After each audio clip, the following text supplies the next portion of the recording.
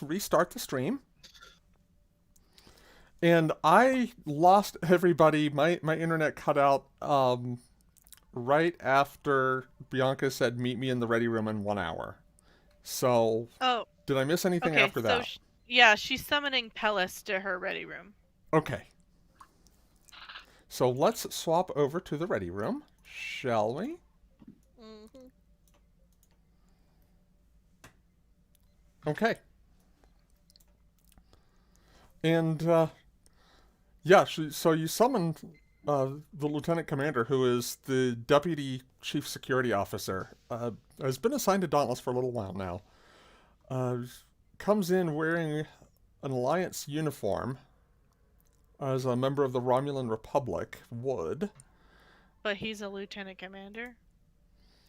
That's the Alliance equivalent rank, or the Okay. Starfleet equivalent rank. The actual Republic rank is Centurion. Senior Centurion. Mm-hmm. Yep.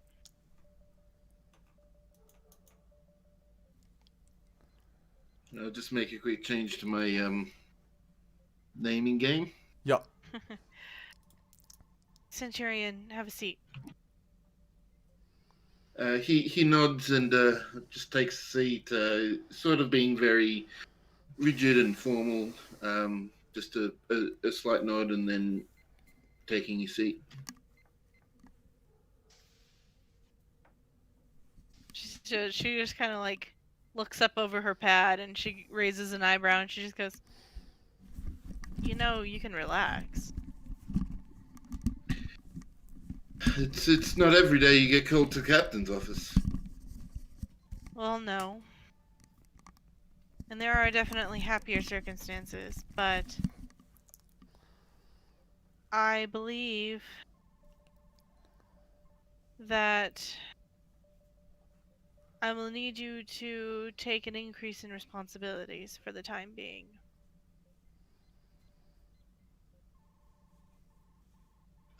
Do you mind filling me in what happened?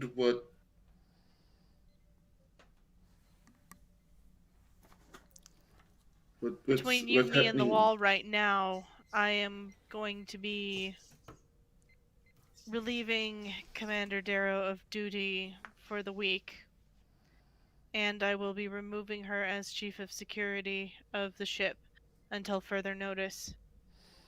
That leaves you. He's like sort of stunned silence a bit. Um, doesn't really know how to react. Well, I appreciate your faith in me, Captain. Well, Shiana always has good things to say about you in her reviews, so I think you're ready.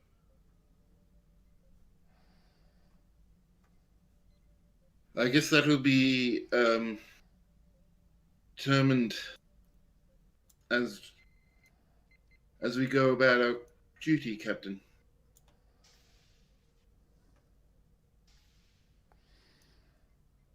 Well, I just wanted to let you know before I made the whole thing formal. But, you will be Chief of Security and my first officer for a little while.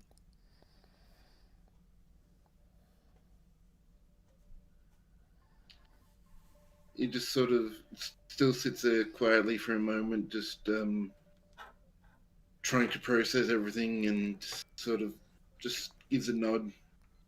Um, Acknowledged. You'll see the official order come through in the next couple of hours. I guess I'll see you again when that order comes through officially. Of course, we'll get you out of the armory for a bit. You do get a little smirk at that. Alright, dismissed, Centurion. And he stands up. He is still a bit rigid, but less so than he was before. And sort of just gives a nod again and walks out. And Bianca, like, after he leaves, just kind of plops the pad on the desk and sighs deeply and then, like, rubs her temple with her elbow leaning on the desk. And then, that scene that Steph wanted to do would probably go good here. Let's do that then. Let's go down to sickbay. I'm fine. Not dying. I don't know what you're all concerned about. Hey, I'm trying to fix you. Me and the engineer. I appreciate your efforts.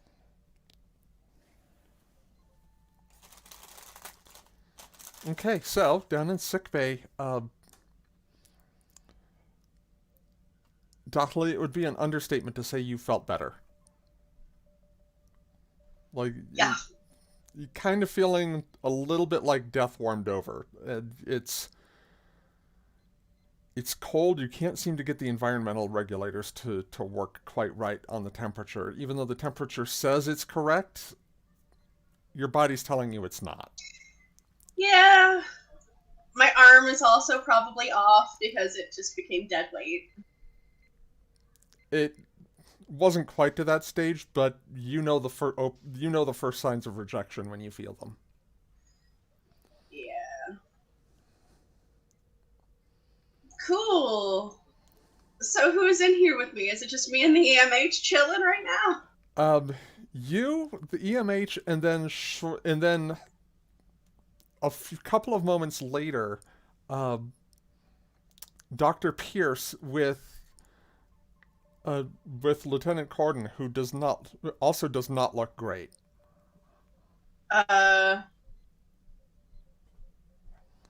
And who gets sat down on the adjacent bio bed. What brings you to my sickbay today, Lieutenant Cardin? I got into a fight. That gets like a slight eyebrow raise. And I got tossed out of someone's quarters with their brain. I see. In my defense, they took your nanoprobes first. That can't be proven. It's only a matter of time. Are the lights turned up in here? Yes, sorry, I'm having trouble seeing. No, it's okay. It's really bright.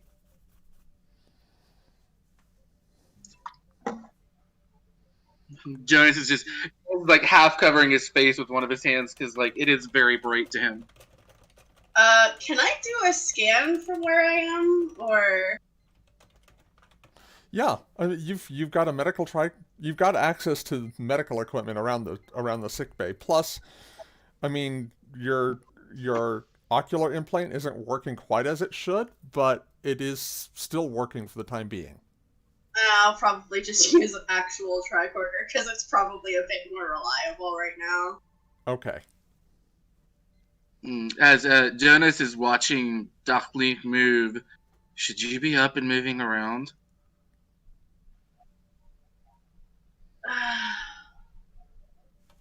Probably not, but to be honest, what else am I going to do? Not what I did. What I did was stupid. I don't plan on being psychically assaulted. To be fair, I started it. For a second time. To be fair, I wasn't assaulted. I was being defended at. Rather forcefully and rather powerfully. What do I learn from his scans? Also, do I need to roll for them? Let's make it difficulty 1. Normally you wouldn't have to roll. Okay. Reason medicine. Mm-hmm. Is the complications range 1 or 2? 2. Ha ha ha ha ha. Pellis's complication is that Pellis, comes in right as he said, "Oh, I'm the one that attacked her." No. Now I have a feeling It's a it's gonna be nice something thought, but much no. worse. All right, 4 let's see what the successes. result was. Holy Jesus. buddy. Okay. Hello, buddy. So, Hello, buddy. he looks concussed, Hello, buddy. according hello. to the medical scans. Hello. There's also something not quite right. Like, given the number of successes you had, hi Riker. Given the number of successes you had there, Dauntless, there's some you recognize there's something different in his EKG patterns, basically his brainwave patterns compared to baseline Right. scans. Like damage? Like it looks like there might be some form of damage to part of his parietal lobe. Great. Cool. So yeah, I just take a look at this reading, and you see kind of I lower the tricorder and lean up against the biobed that I was sitting on. Well, you are certainly concussed, and you might have permanent brain damage. Jonas just shrugs.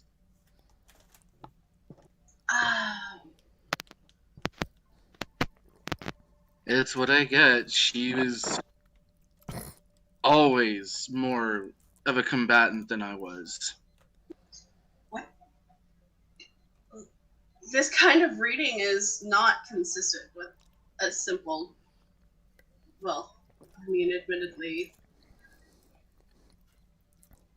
not much is known about Elorians, so. That's right. We like to be a mystery.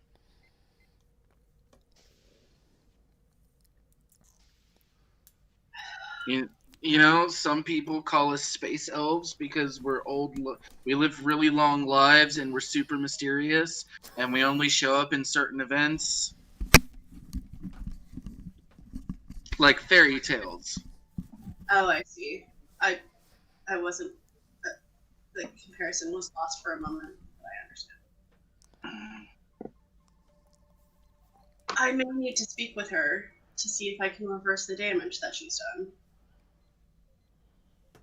My damage can wait. Your damage is more prominent. I can live. I still have about 72 hours I can function. 72 hours is. He tries to sit up, but then just kind of sort of like leans back because head rush. You have one arm.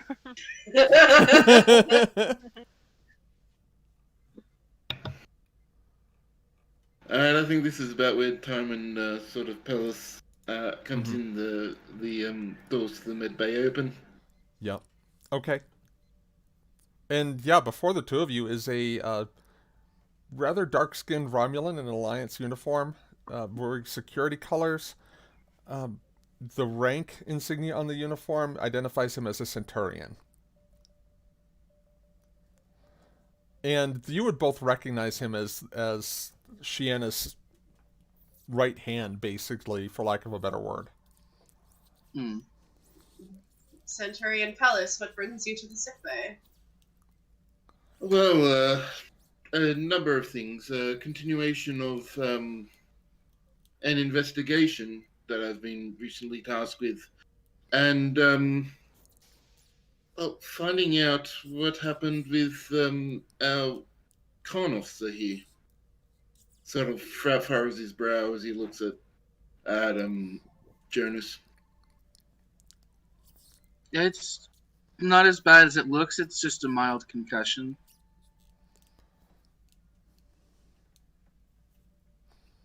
You should still file an incident report. If I'm lucky, she'll file one first.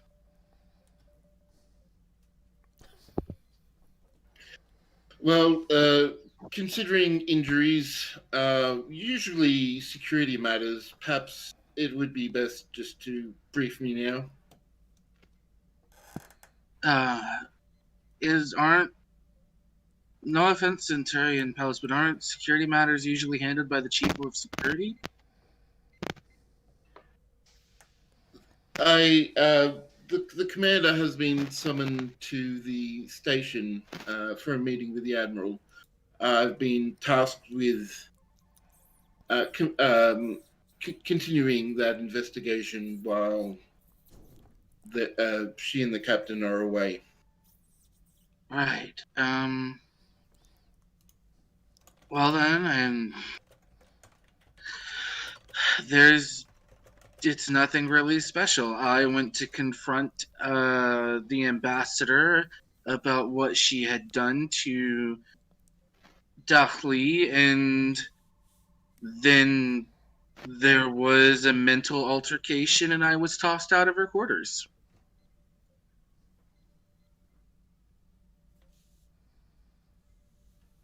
Was that a mental altercation, as in telekinesis, or something else?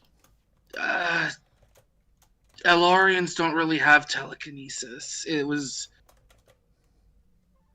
I don't really know how to describe it other than she weaved the fabric of the universe to throw me out of her quarters.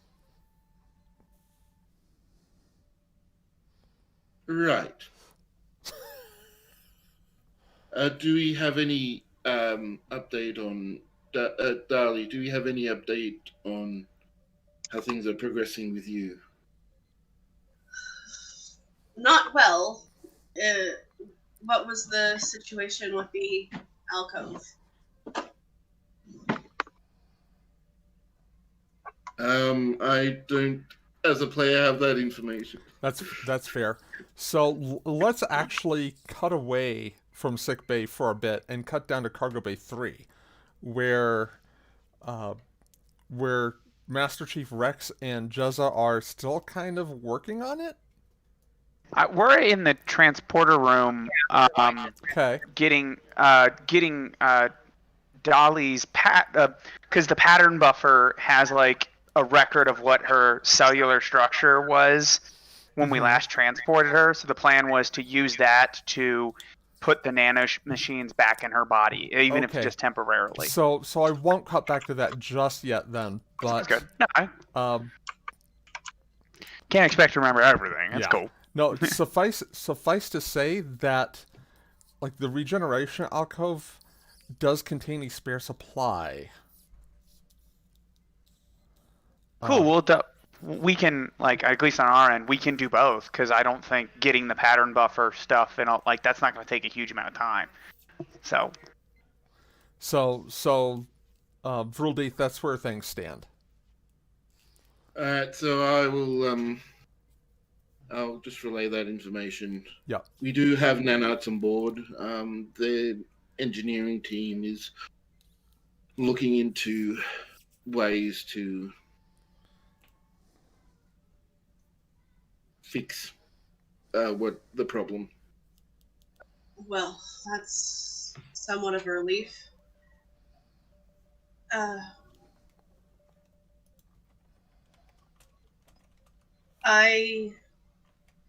Well, you're here, Centurion. Is it possible to... I would like to speak with her, and I believe having you here for everyone's safety would be a logistical call. Well, that would obviously depend on her consent to that to appearing. She is not under arrest yet, and I will have to discuss recent events with her anyway. So it will definitely raise that as a situation, as a possibility. For now, I will see what I can do. Thank you. Centurion, Hmm? if you are going to see her, I would just be careful.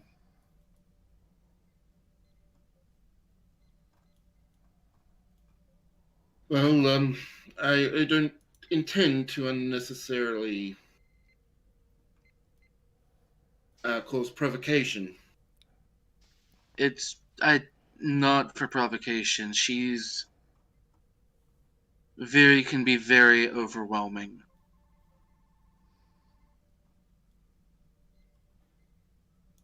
Well, I'll take that in mind. I've caught up on the commander's current situation, and I am,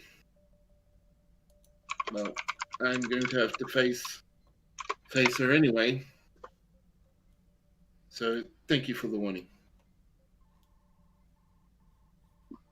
Hmm.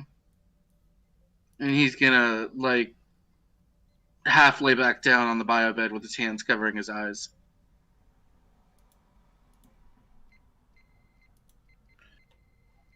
Well, if that's all the information you have to share, I think I have enough to move on with. Keep us abreast of the situation. I will, and do try to get better. You just get like this slight nod, and I'm gonna kind of lie down, like just kind of Dolly, slump. I'll get right on that. Passes out. Yeah, so he just sort of, knowing that he's done as much as he can do, here he, sort of just nods and, I'll leave you to your rest. And Vrildaith, on your way out, you bump into a rather tall Cation, and for a second there's a splinter of recognition. Like, this medical officer who is in a very old uniform seems to recognize you, and you feel like you know him, but you can't quite place it. And with a shrug, you just kind of carry on out of sickbay.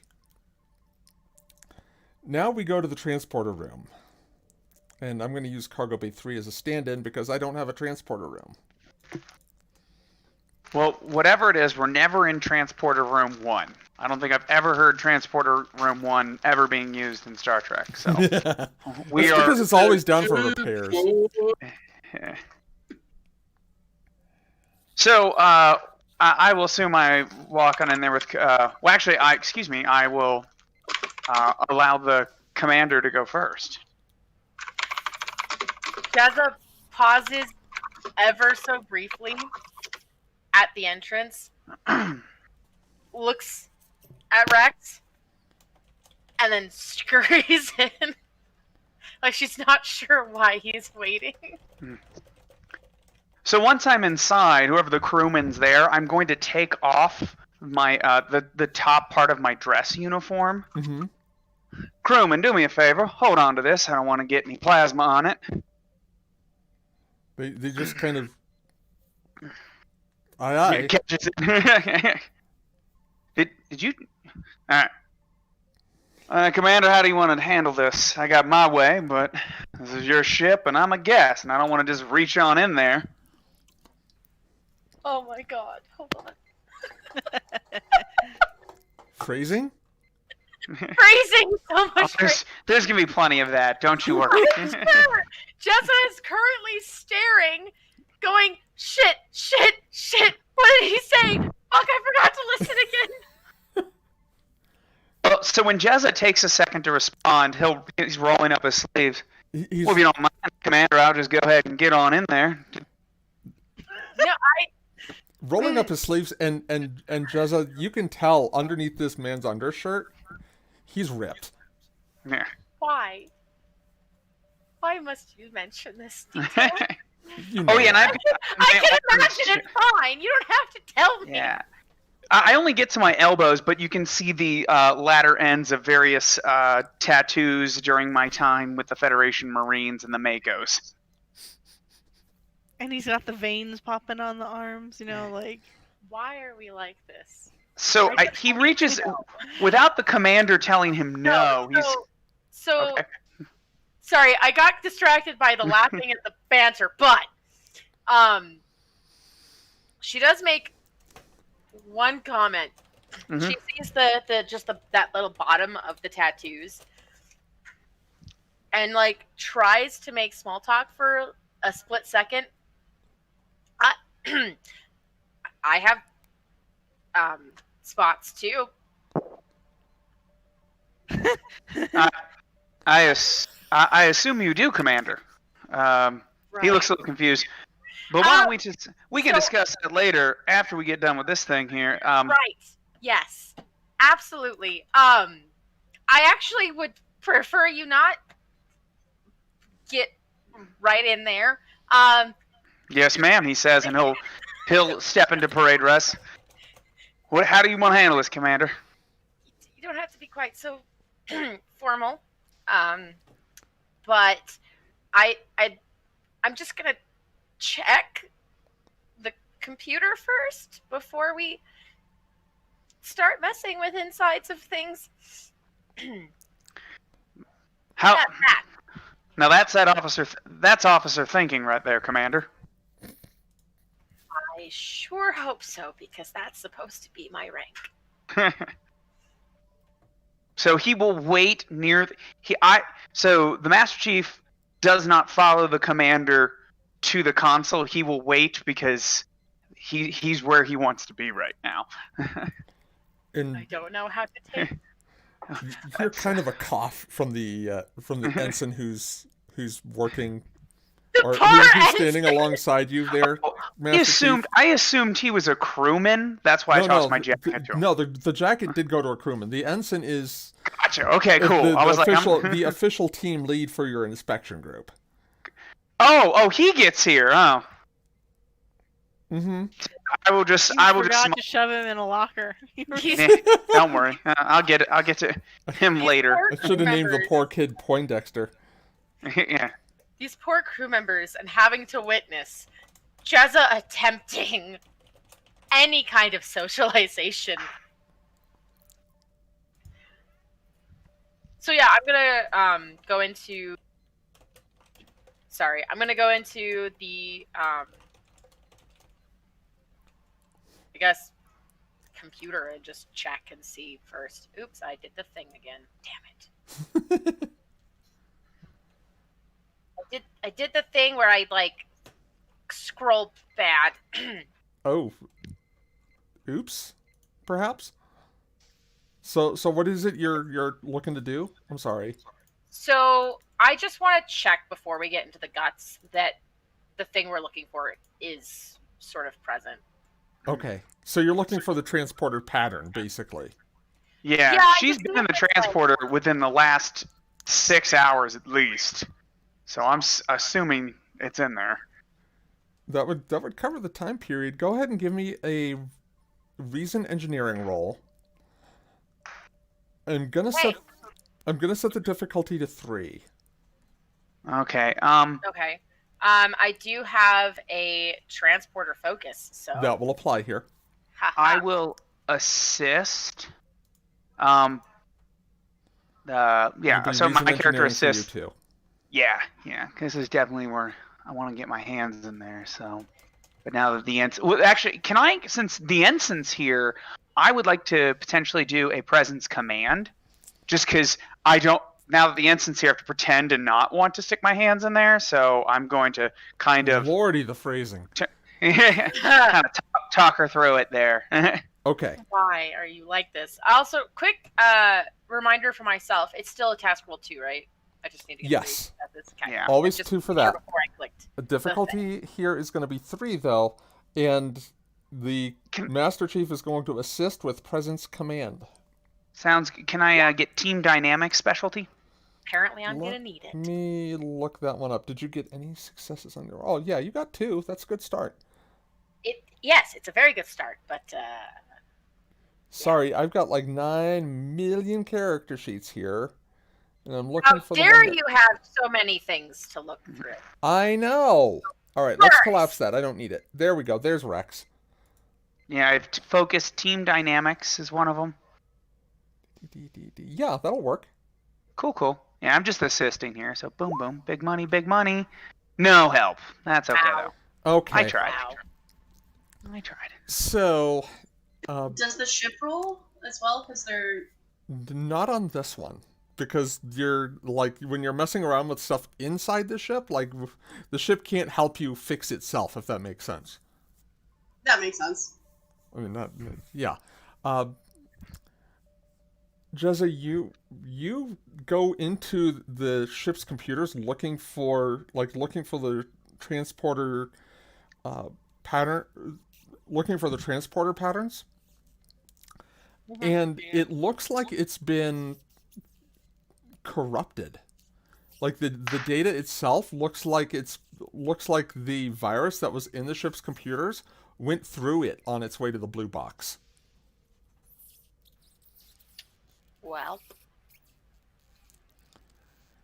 Which So- starts you wondering what else the virus might have taken out in terms of ship's systems.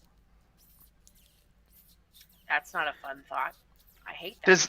Does the commander say this out loud? So when she realizes that things are kind of fucky, she will swear under her breath. I can't.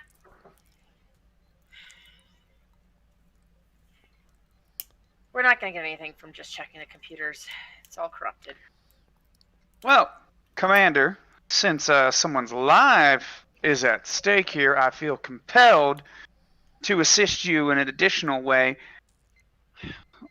About 8 years ago, when I was on the Farragut, we had a problem similar to this, and we checked the secondary pattern buffers just inside here. He kind of lightly taps the transporter with his foot. We can get on in there, and if the secondary processing chip might still have a little bit of the data in there we're looking for, but we may have to crack her open to do that. Tell you what, I like that little bit of technobabble there. For a 2-point momentum spend, I will let y'all turn that into a success. It'll basically be a success at a cost. I am absolutely okay with doing that because I works would for really me. think it. Yeah. Okay. So, following the Master Chief's suggestion, Jezza, you get into the secondary transporter buffer, and that data was stored in a separate computer system. The virus was not able to get to it. So you do have a pattern buffer that could work for reintegrating Dauntless, possibly. It's still going to be very tricky, and it's not something that you would consider trying under normal circumstances with the ion storm going on. So I'm gonna while we're getting this out, there will be this awkward moment narratively where I'm kind of looking at the ensign, and I want to get in there and help, but I'm trying to behave. So I'm gonna walk over to the ensign and be like, you have our inspection schedule, don't you? Well, of course I do, sir. But you should take that to the first officer and make sure it's approved, so we can get on that thing first thing tomorrow. Does that sound? Yeah, I will just tell him because I'm in charge of the inspection. He's just here. The ensign looks at you knowingly and Yeah. just kind of gives you the faintest hint of a smile and says, "You're right, Master Chief. I should absolutely get this report to the first officer straight away." Yeah. Incidentally, it's something we need to do anyway. But you could do that right now, couldn't you? You could. I sure could, Master Chief. I'll You get could right on that. be anywhere but here. Exactly. So the second that, like, probably like the instant that happens, I'm over there and be like, if you don't mind, like, I am, and just because we're all having fun with our phrasing, like, I'm in there digging deep, getting plasma on my hands, like, the commander and I are in there just in this cramped space, just getting the job done, and I'm sure she's having tons of awkward fun with that. Jezza is very pointedly looking at nothing but computers. and wires and Yeah. anything that is not Rex. Yeah. So anyway, so that And So we you get know, it certainly done. not Rex's butt. yeah. Definitely That's not Rex's butt. Absolutely, under no circumstances is she looking at Rex's butt. so yeah. So that's how we do it. It's done, Oh, but Jesus. that was the narration that happens. Cool. We spend the 2 momentum. Yep. Moving on. All right, I'm going to take a quick break. I will be right Although- back. You have a question? Are we actually climbing into things? Because if we are, I would say For that secondary transport buffer, for the secondary pattern buffer, you didn't necessarily have to crawl into something, but you did have to dismantle a good, like, couple of panels and start working about a foot beneath the deck plating. yeah, we're not in the Around Jeffries wiring. tubes, but we definitely have that like kind of. We're changing its oil. You've definitely You know. moved first base. great. So then yes, actually, before I'm going to add a note because Jezza's paranoid about this, and I have been looking for a fucking reason to do this. God damn it, and I will take it where I can get it. She's actually asked for a slight modification to her uniform in that she has buttons up to her knees on both legs. Oh yeah, Starfleet would totally accommodate the leg. So she actually unbuttons the left leg of just up to the knee because that's where it goes. That's her buttons do not go any higher than that. It's just the knee, I promise. The spot, not like the spots. Not like the Exactly. spots. The buttons do not go all the way. So she unbuttons her left pant leg, and This is actually a Christian stream. Exactly. takes her leg off Too late for that. before crawling into panels and dismantling things. You're just Because she used is to paranoid, working so without she- it. So she takes her leg off and kind of sets it to the side, away from any Electrical. It's things. out of the way. It's electrical out of the way. anything. All Yeah, right. we put it. Away. I hold the thought though. I will be right back because I have to pee Absolutely. really bad. How dare you? How dare you have bodily functions? Yeah. See, that's when you need wireless headphones. Then you can just do that and still listen. You know, mute the mic, of course, but you know. I hope you mute the mic. Yeah. So there you go. Hope you had fun there, Regan. It's fine. Everything's fine. I've totally peed with the mic muted. Master before. Chief is like this delightful like blend of Rhett Butler, Ashley Wilkes. Like I love it. Everything is awesome. This is fine. Yeah. I'm really excited to use my extravehicular activity specialty. That's all. I'm next thing I'm gonna do is I'm gonna look for an excuse to get out on the hull of the ship. Oh, good. You know what would fix that? If somebody went out there while we're at warp to fix it. That seems really In an dangerous. Why are you like this? I know. It's there's probably safer ways to do it. Well, where's the fun in that? But for real though, the ion storm is gonna fuck with transporter shit so hard. Yeah. Well, That's right. We already don't. have, kind of that and the Okay, dreadfully sorry about that. You're fine. You're okay.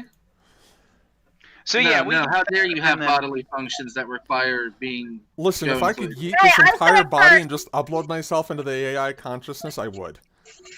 Oh, please, let me do it too. Right? Okay, so save. let's pick up where we left off. So, well, yeah, working through these panels and Yeah, Jezza just took her leg off. yeah, and so you're working right next to this Master Chief and kind of picking up the scent of the musk coming off of him as he's working. And, Why? All right. So once we get it, Why? well, once we get it, assuming I'm the one that pulls the thing out, because I feel like that's what my character would do. You know, just like Manly muscles. Yes, you know, I pull the Adam, ship. but Adam, did Yes. Rex whip it out or did he pull it out? I need to know. Well, right now I'm pulling up the secondary pattern buffer. You need to be careful. I am pulling it out, not whipping it out. I don't want There's someone's life's at stake here. We can't be too crazy, so I will pull it out and I will hand it down to more vertically, but I pass it down to the commander. Here we go. We should probably take that thing there to sick bay. I can probably upload that. Yes. That is what we should do. There's a part of the back of your mind, Jezza, that's like, wait, no, we need to take this to the bridge or just one of the other transporter rooms. But Yeah. it's honestly a little hard to hear that part of your brain right now. Ron is Yeah. in We the need back to of take my this to mind the somewhere. Ron is somewhere in the back of my mind screaming at me.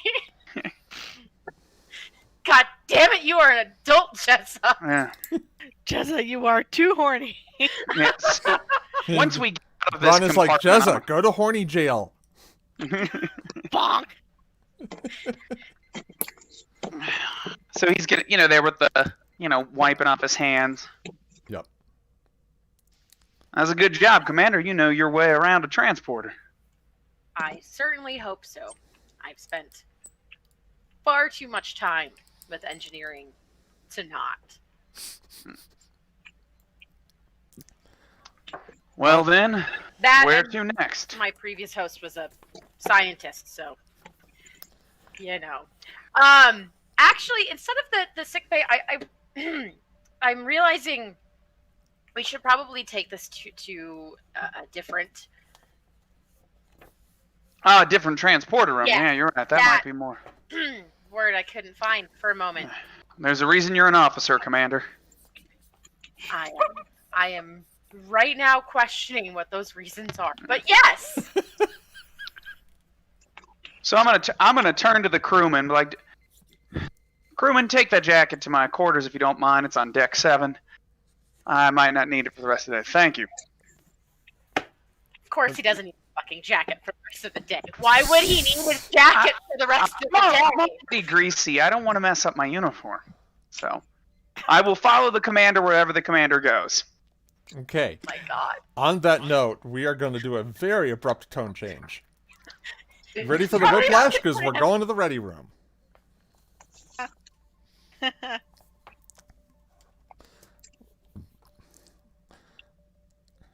And, yeah, it's been about an hour, and, Shiana, you're just kind of waiting outside the ready room, waiting for the captain's call.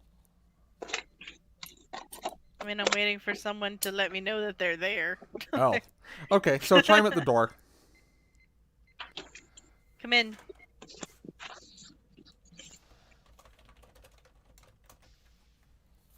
Captain.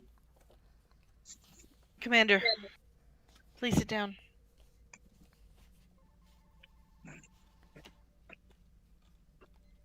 Shiana eases her way.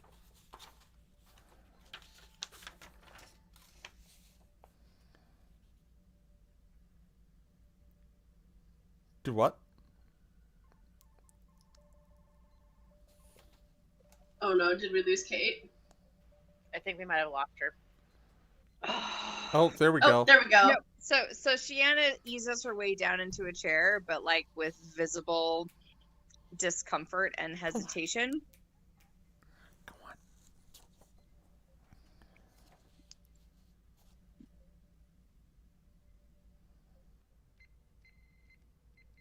And Bianca, like, she has this pad in front of her, and she's kind of got it, like, propped up so that it's, like, on end and it's facing towards her, and she's holding the top of it, and she's kind of, like, rocking it back and forth. And she goes,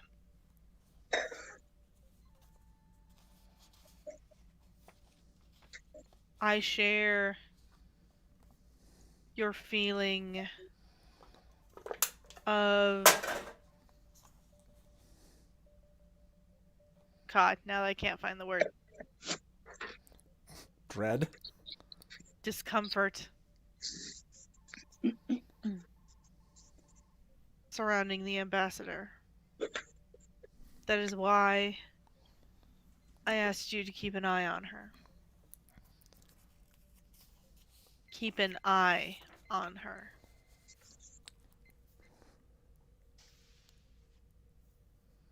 Due to your violation of my orders and the formal complaint submitted to Admiral Tashake, I am hereby relieving you of your duties for the week. Your personnel reports and all other necessary paperwork of the first officer position are still due to me. However, you will be confined to quarters with no holodeck privileges. Also, I am relieving you permanently for the foreseeable future as Chief of Security of this vessel. You will be replaced by Senior Centurion Vrildith Pellis until such a time as I deem otherwise. I need someone who will carry out my orders and who will not endanger the security of this ship with brash actions. And you have shown me repeatedly that that is not within your capability.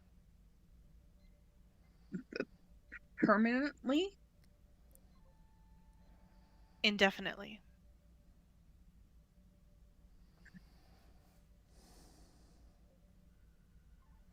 I meant to say indefinitely, not permanently, by the way, out of character. Oops.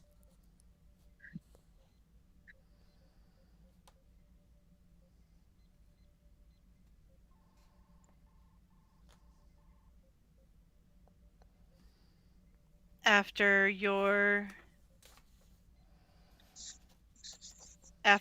this week, which you will be confined to quarters, you will return to duty as first officer.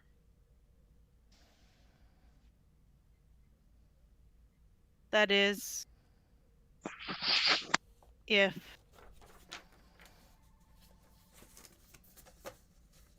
I can still trust you to have my back. Because I'm not so sure right now. And security?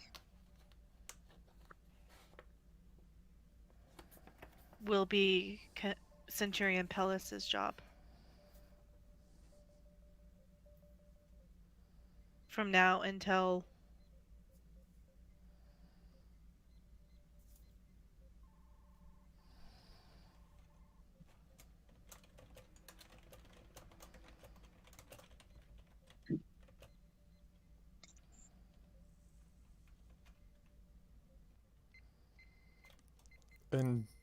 and Bianca puts her thumb against the pad that she's holding, and then she sets it on the table, turns it around, and slides it towards Shiana,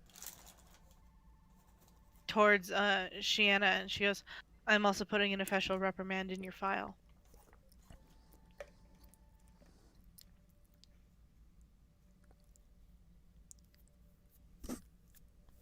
And Shiana looks at the information on the pad and sort of nods and swallows, and there's this sort of almost quivering aspect to her.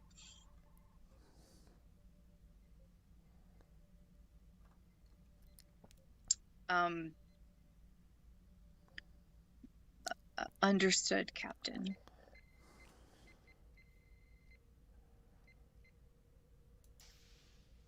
I am disappointed in you, Shiana.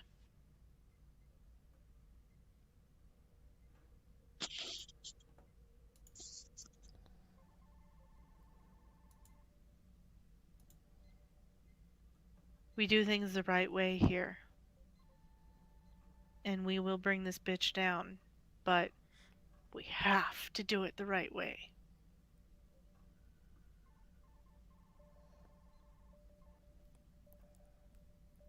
You're dismissed.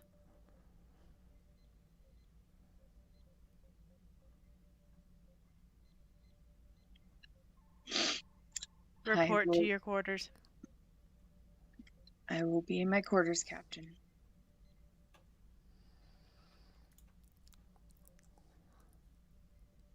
And Shanna rises very rigid but shaky and leaves the ready room.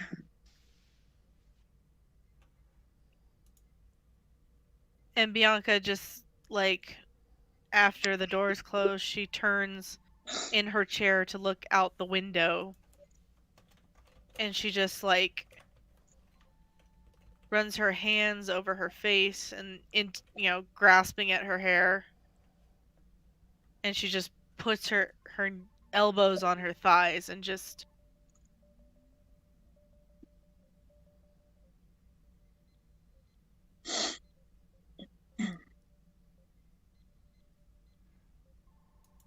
You see one shoulder shake before the camera pans.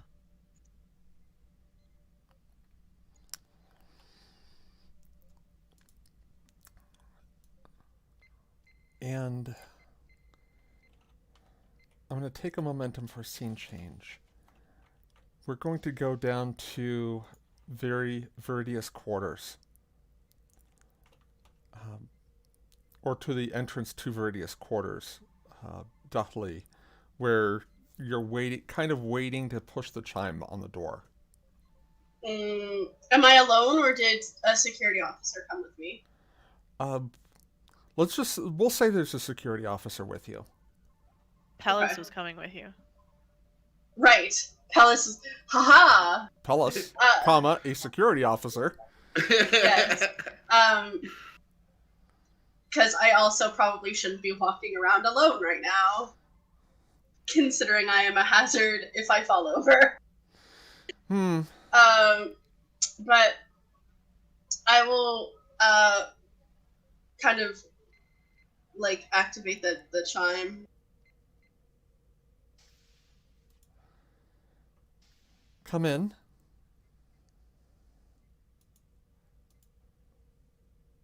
And I will walk in. Bells will just let Darley go in first, but follow soon after.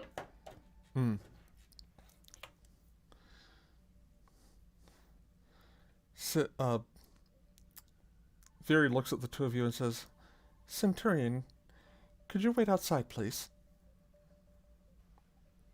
I asked him to be here as I am not in optimal condition. I see. Very well, then you may stay. I'm sorry to hear you're not in good shape. What's the matter? You can see she has no arm. I have no arm, number one. But no, I will just kind of gesture. Is she sitting in a chair? Like what? Well, she was. It looked like she was sitting, but she got up to greet the two of you. May I sit down? Of course. Please make yourself comfortable.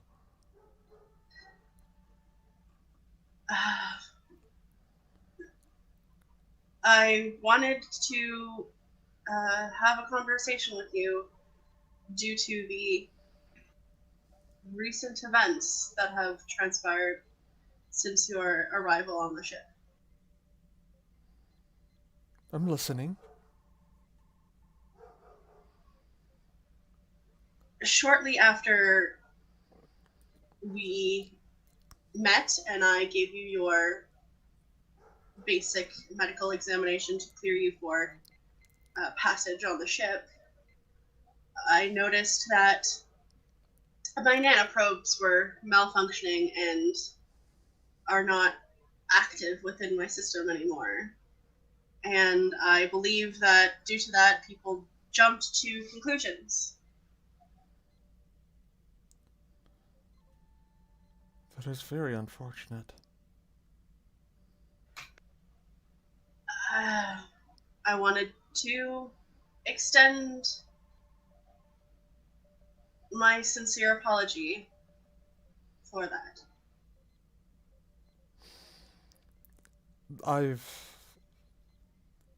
I appreciate it, Dudley, but I've already received an apology from the commanding officer of the task force. You needn't apologize. Well, I also came to inform you that, or I suppose request, I might be a better way of phrasing it, from the little that I understand of your species and your capabilities are rather strong.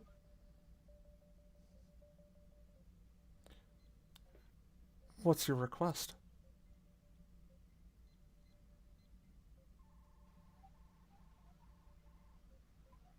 Are you aware that without nanoprobes, an XB such as myself will die?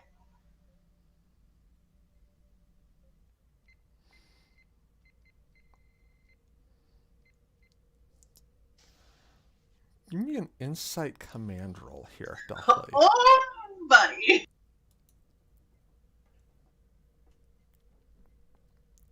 Can I do one too? I want to be just sort of assessing her as a threat. Is there like I'll just give you. You can do insight security.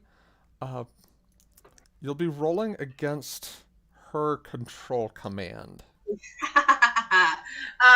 Would my diplomacy focus apply for this? I'll say yes. May I buy an extra dice, please? By all means. I'm going to spend a threat to give her an extra die as well. I am going to also spend a threat to increase your complication range to 2, Dothley. Oh, good. Cool. Can I get a third die as well? Yes. Okay, so rolling. Can I also use my determination? Sure. What value are you calling upon?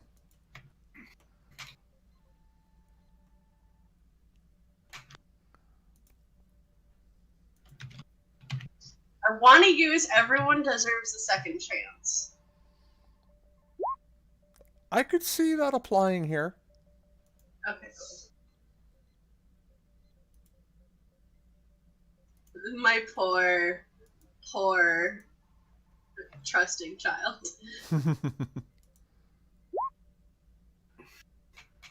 So that is 5 successes for me. Okay.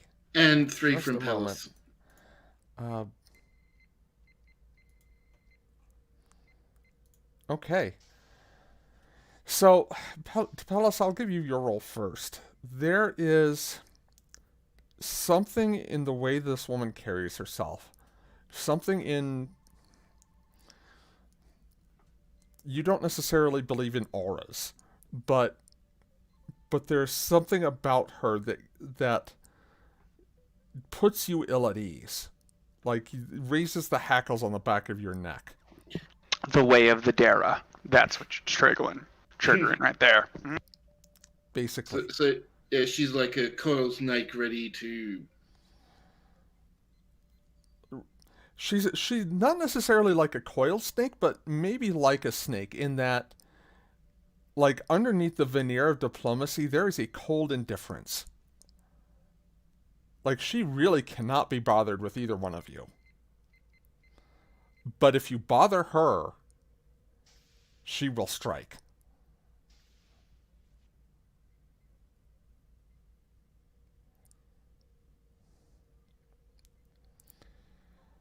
And let me see, you made 5 successes on difficulty 3, so that gives you 2 momentum back.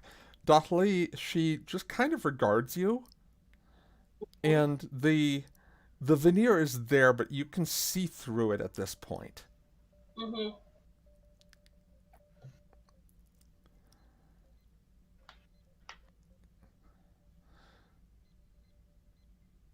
She says, Dothley, you are aware of what the Borg did to my homeworld and to my people. Over 3 centuries ago, correct? I was not part of the collective at that point. Can you give me a reason why I should suffer any Borg to live?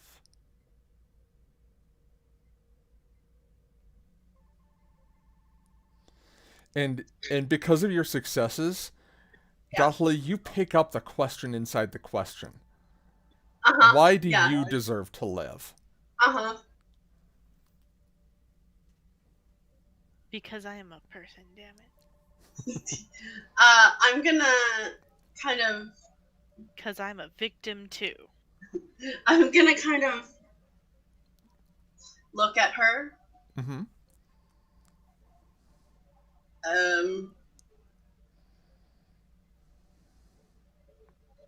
I am no longer Borg.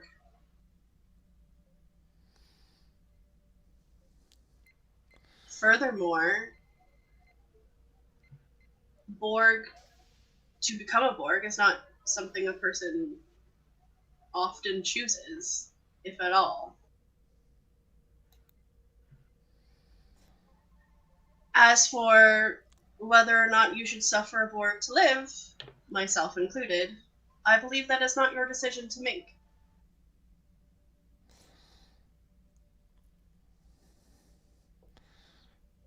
You say very few people choose to become a Borg, but you did make that choice, didn't you? Rather than dying, yes. The And choices were death or assimilation. And when you were temporarily reintegrated and encountered Unimatrix 652, you made the same choice again. How are you aware of Unimatrix 652? I'm aware of a great many things, Dudley. That is not an answer. No, it's not. What did you do to Lieutenant Cardin? Nothing he won't recover from. That is highly debatable. The silly boy tried to attack me. I defended myself. And Centurion, you should be aware of that. The Centurion already spoke to Lieutenant Cardin regarding the incident. It is part of the reason why I'm here.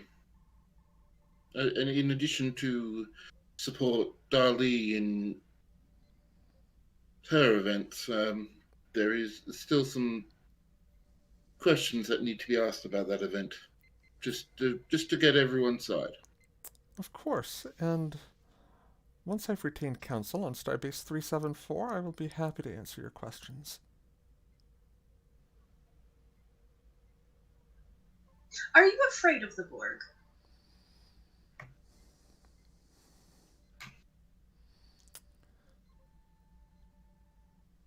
I need a presence command on this one, Dothley. Hey, can I spend 2 momentum What? Toward what? towards Pellis having a recording device? Yes. This Yeah. whole conversation? Does diplomacy come into this? Someone has a comm badge and is a Romulan. Absolutely. The Romulan should absolutely be recording some shit. Okay, let's be honest with yourself. So new note for the crew is we always need a shady Romulan. Always. We may not appreciate it at the time, but we always need a shady Romulan. All right, let's see Sorry, here. you said yes to diplomacy? Yes, diplomacy will apply. And is my complication range still... Still 2. I'm spending another threat to keep it there.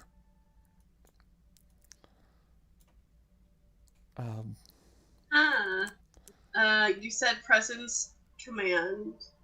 May I buy a dice, please? Yep. Do it. And let me see how we're gonna play this. I'll do it against yes. her control command. Yes.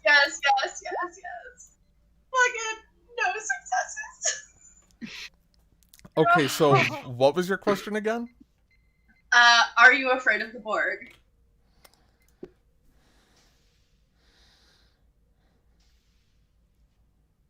Every rational being should fear the Borg. The Borg represent the death of all species, all life, all individuality. One does not negotiate with the Borg. One fights them, or one dies fighting them.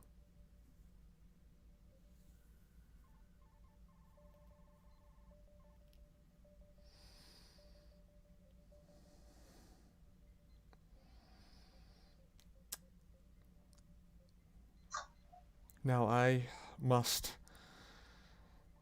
prepare my belongings for transportation over to Starbase 374. I understand, given the weather conditions, I will need to take a shuttlecraft.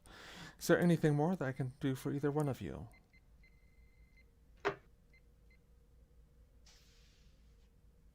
To which Centurion thinks, bitch, you better get some counsel.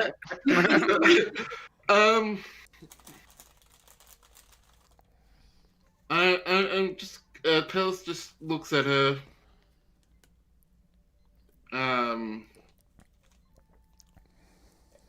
No, I think we have all that we need for now. Thank you for your cooperation. Of course, Centurion.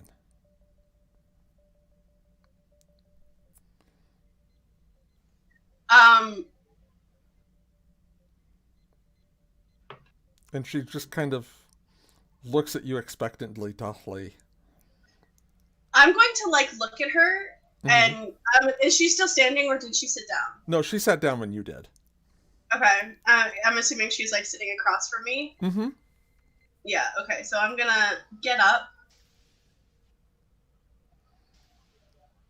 and I'm going to kind of steady myself on the chair. I'm actually going to spend 2 threat here, Dauntless. Give me a fitness security roll. Sure. I'm going to set the difficulty here at 2. Survival? Question mark? Mm-mm. No focus here, I'm afraid. But a normal complication range.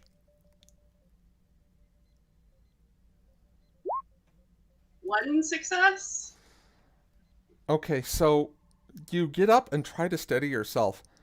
And Centurion Tapellas, you see Dauntless almost succeed in steadying herself, but just kind of crumples onto the floor.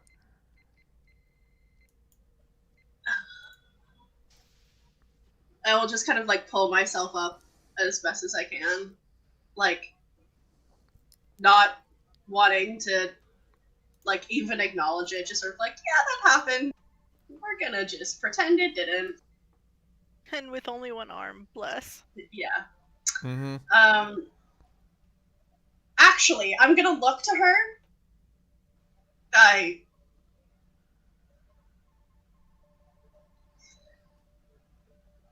Would you mind helping me?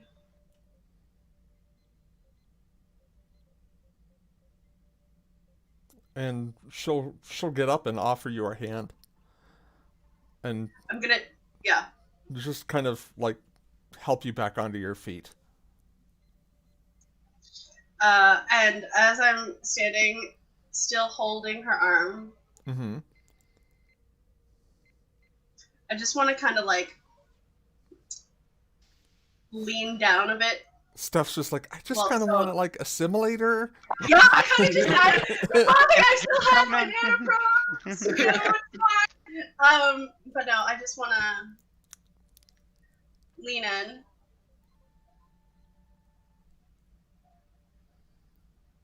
I find it rather pathetic that a woman of your stature, your caliber, and your potential couldn't keep Jonas happy. Oh!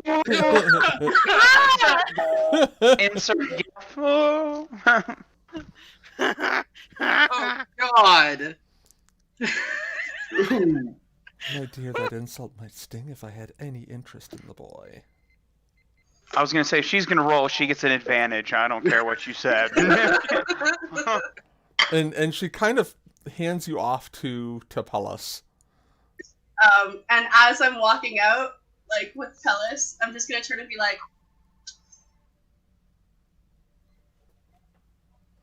"It would sting, I suppose, if you cared, but it must burn. knowing that he actually cares about me. And I'm just gonna walk out of the room. Bye! Yeah, Pelith is going to help her get out of there quickly. Yeah, get see her the GIF I fuck put out. in the chat. Yeah, basically. Yeah, I posted that one earlier because that's yeah. We should contact Lieutenant Commander Ron to see if she's made any inroads. And one thing that people like her always have are secrets. Oh, of that I have no doubt. The funny thing is with secrets is that they're dangerous to keep. Doing what you must to cover them up can be what makes you fall. After dropping me off at sickbay, you should see the captain. There is definitely something I need to show her.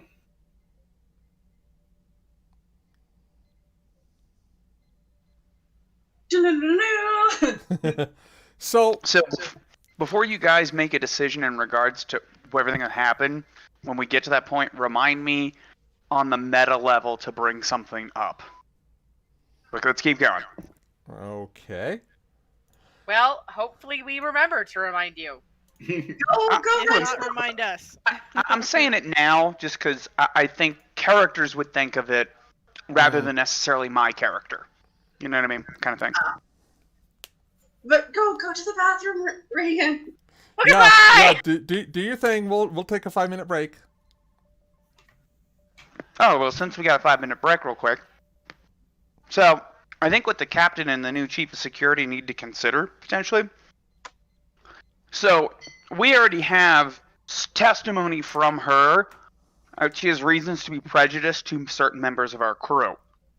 I think if, me just kind of thinking, if we try to prosecute or deal with that beyond the ship, it's not going to be very successful.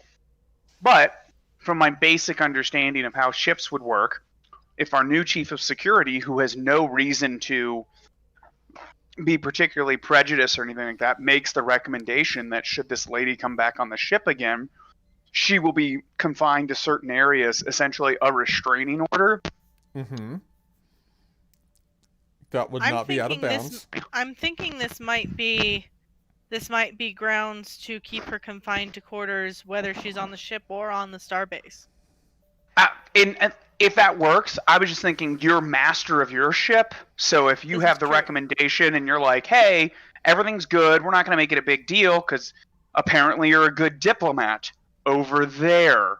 But if we got to take you somewhere, understand using X, Y, and Z evidence, this is our reason to legally confine you to quarters. Now, if you're if we have a meeting or whatever, during your duties, obviously that doesn't matter, but you can't just roam the medical deck or whatever deck that Jonas frequents it. You have to stay 50 yards away from them at all times. I am going to definitely take this into consideration and make several suggestions. I'm also going to have Reese present, Dawn. Reese. Cool. Yeah, I just wanted Jack. to set out there. Yeah. I was just thinking of that. And I feel like characters would think of that, so. Not Our a Master Chief Andorian suggestion. Worrywart Jag. Oh Lord! I love him. When was the last time they were around? He's still on the ship. He's just.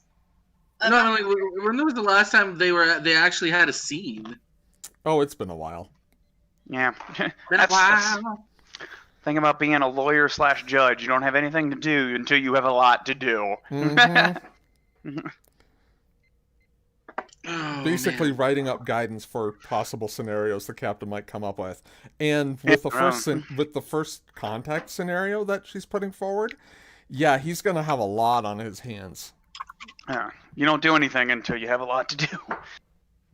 I will also be right back. Also, Dawn, I sent you a. Yep, I got it. finally got to have Jezza take her leg off. I don't think anyone understands just how fucking happy I am about that. I have a cybernetic eye. I was half tempted to toss it to you and be like, hey, just keep an eye on that for Snake me. eyes. Or something like that, yeah. Oh no! Because more waits for them to awkwardly bond. There we go. Like, oh, look. Part of and, you is robotic, and like, too. Jezza can awkwardly be like, "Oh, I'm sorry if me removing my leg freaked you out," and Rex can just go Boop. with his eye, Yep. and like, Yeah. doesn't bother me, and then pop it right back in. If Jezza will ever acknowledge it. So adorable. Do it. Is that So required? I want to get a scene with Nicole and the AI in here briefly. I want to meet all the characters eventually, so I can't Mhm. wait to meet everyone, including our new science officer and all that. I gotta be old and Texan to everybody. No one is safe. To our Yeah, body. no. I think the only person that's truly not safe is probably Jezza. But everyone has to experience it. Exactly. And that- Exactly. They may Everyone have must enjo- experience Rex, but Jezza is her own in her own Yes. special corner over there, being so repressed for some strange, bizarro reason. She's There you go. experiencing Rex on a whole other level than the rest of She's us. experiencing him at a whole nother level. See, it was funny before the whole doctor plot happened. I was literally going to start with my physical exam with the doctor. I was like, oh, that's what I'll do first. I'll start my inspection. Like, oh, I'm here to inspect sickbay. All right, doctor, give me my physical. Like that. I thought that would have been funny. But then it was like, oh, the doctor is dying. Maybe I won't do that right now. Seems like a Maybe poor that's a backburner. That's a backburner thing. Well, and with a name like Rex, I mean, come on. Oh, and we should all be happy to know. I will not give any fucking details away because y'all can find that out on your own goddamn time. But we'll all be happy to know that there are actually discussions about why Jezza is the way she is. So don't you worry. Don't you worry, friends. I made notes. Don, does Rule Dice have access to like a recording of the incident between Jonas and Various? Mm-hmm. And God, I wonder what that looks like on video. you know those scenes in Fight Club where dude just like sends himself flying, punches himself in the face, that sort of thing? Yep.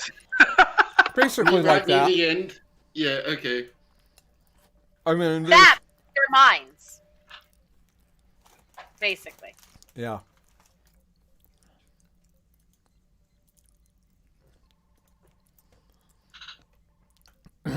So is everyone back? Who are we waiting on? Oh, we were waiting on Nicole.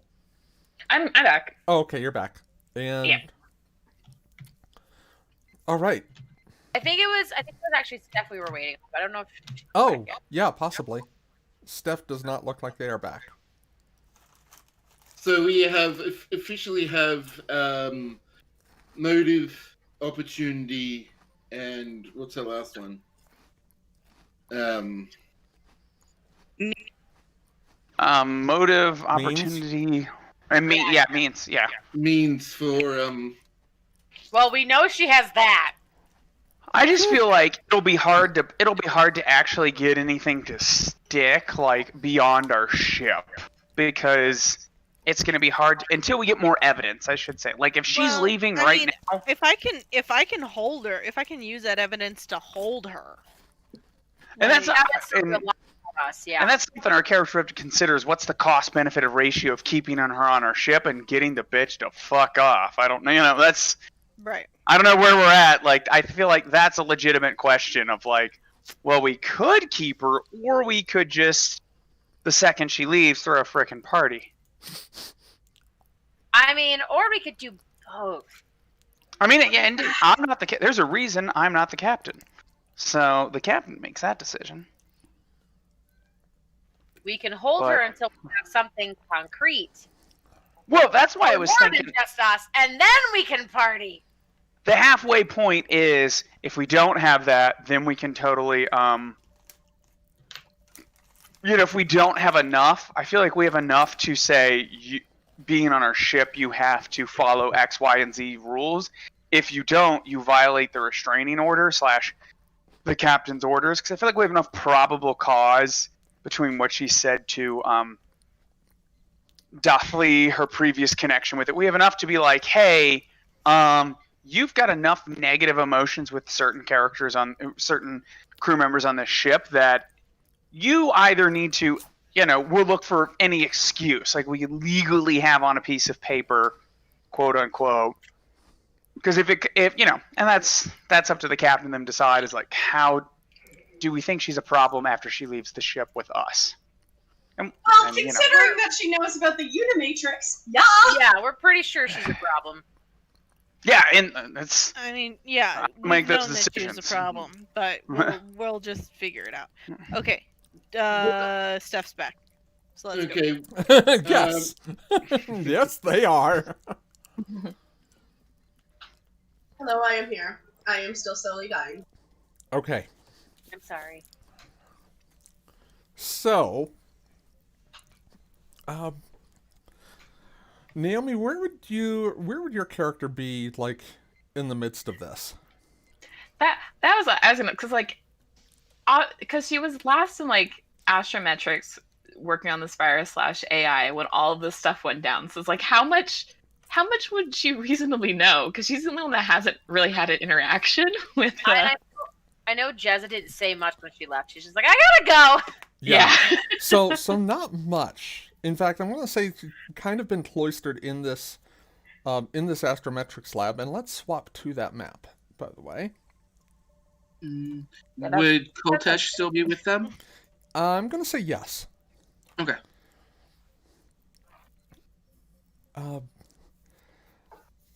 So as the two of you are watching and continuing to record,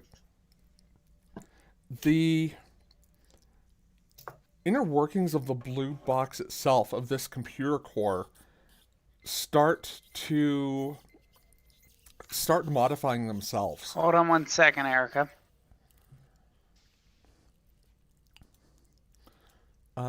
It looks like the device is creating some sort of sensory equipment, like on the exterior.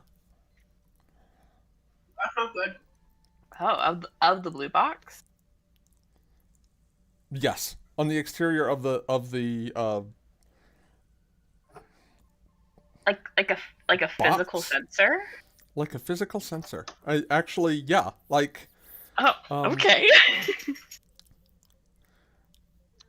Like it looks like a 360 camera, in fact. And it's been a slow process. It's been over the past couple of hours that it's basically been nano-constructing this. And from what your scans can determine, it's a wideband electromagnetic scanner. Like, it's not just visual range, but other ranges of the spectrum as well. Like, it started taking in input from its surroundings.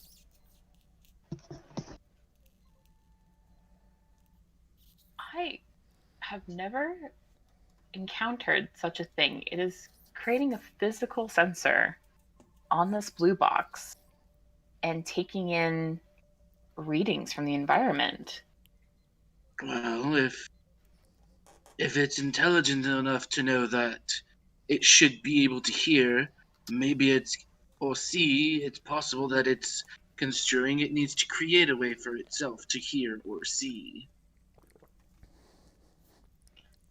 And if it's taking in things from the environment, maybe we can soon be able to interact with it or communicate with it. That is a fairly logical conclusion. And Only one of you were telepathic. I was gonna actually say, is there I was like, wait. Yeah, because I was like, am I able to get anything off of this? at this point? Give me an insight command roll. The difficulty here is going to be 1. Just normally you could read surface thoughts without any difficulty at all, but this requires some level of concentration. You've never tried to read the mind of a machine before. Would any of my focuses apply? Let me look.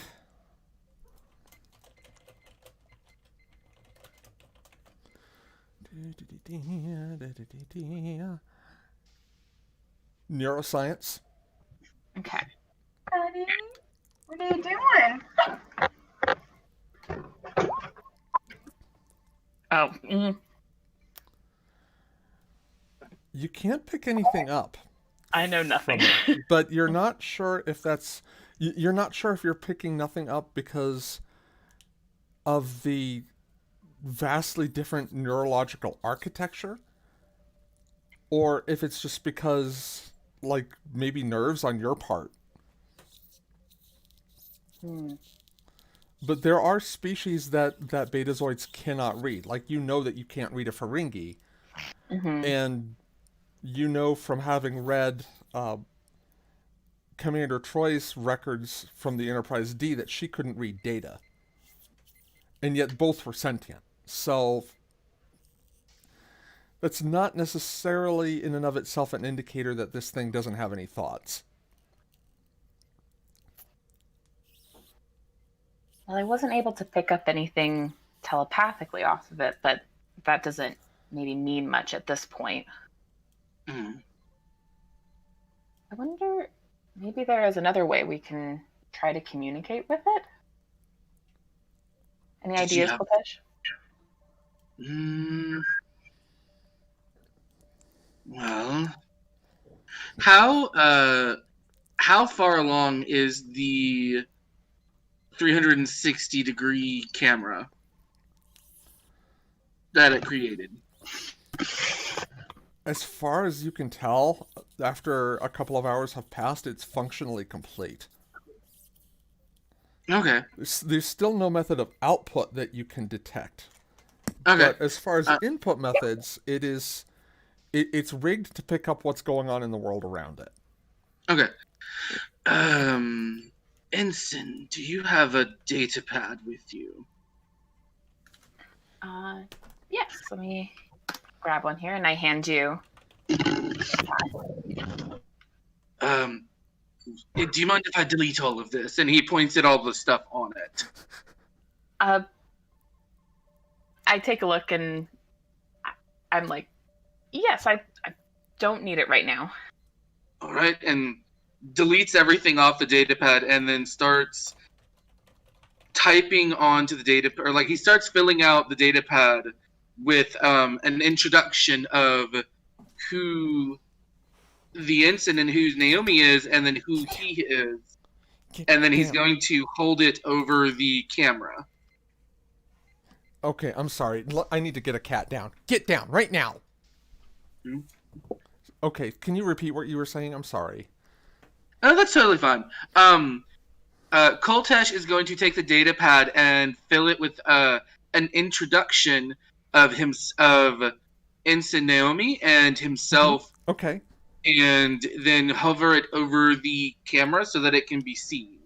Okay.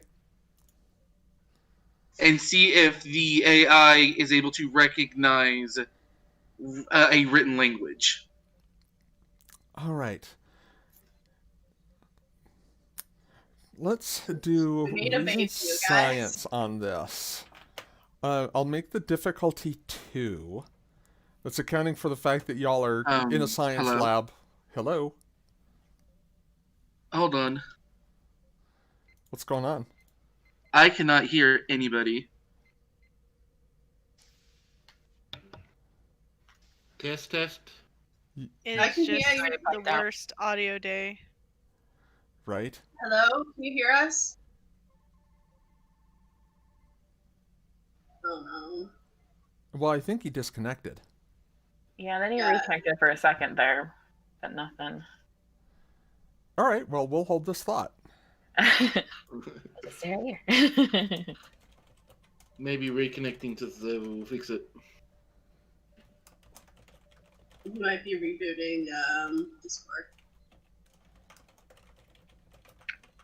I was just thinking if Koltesh and Naomi ever get out of Astrometrics, it's going to be like that scene from Community where Troy comes in and everything is on fire. Like, what happened? Yeah, it's gonna be exactly like that.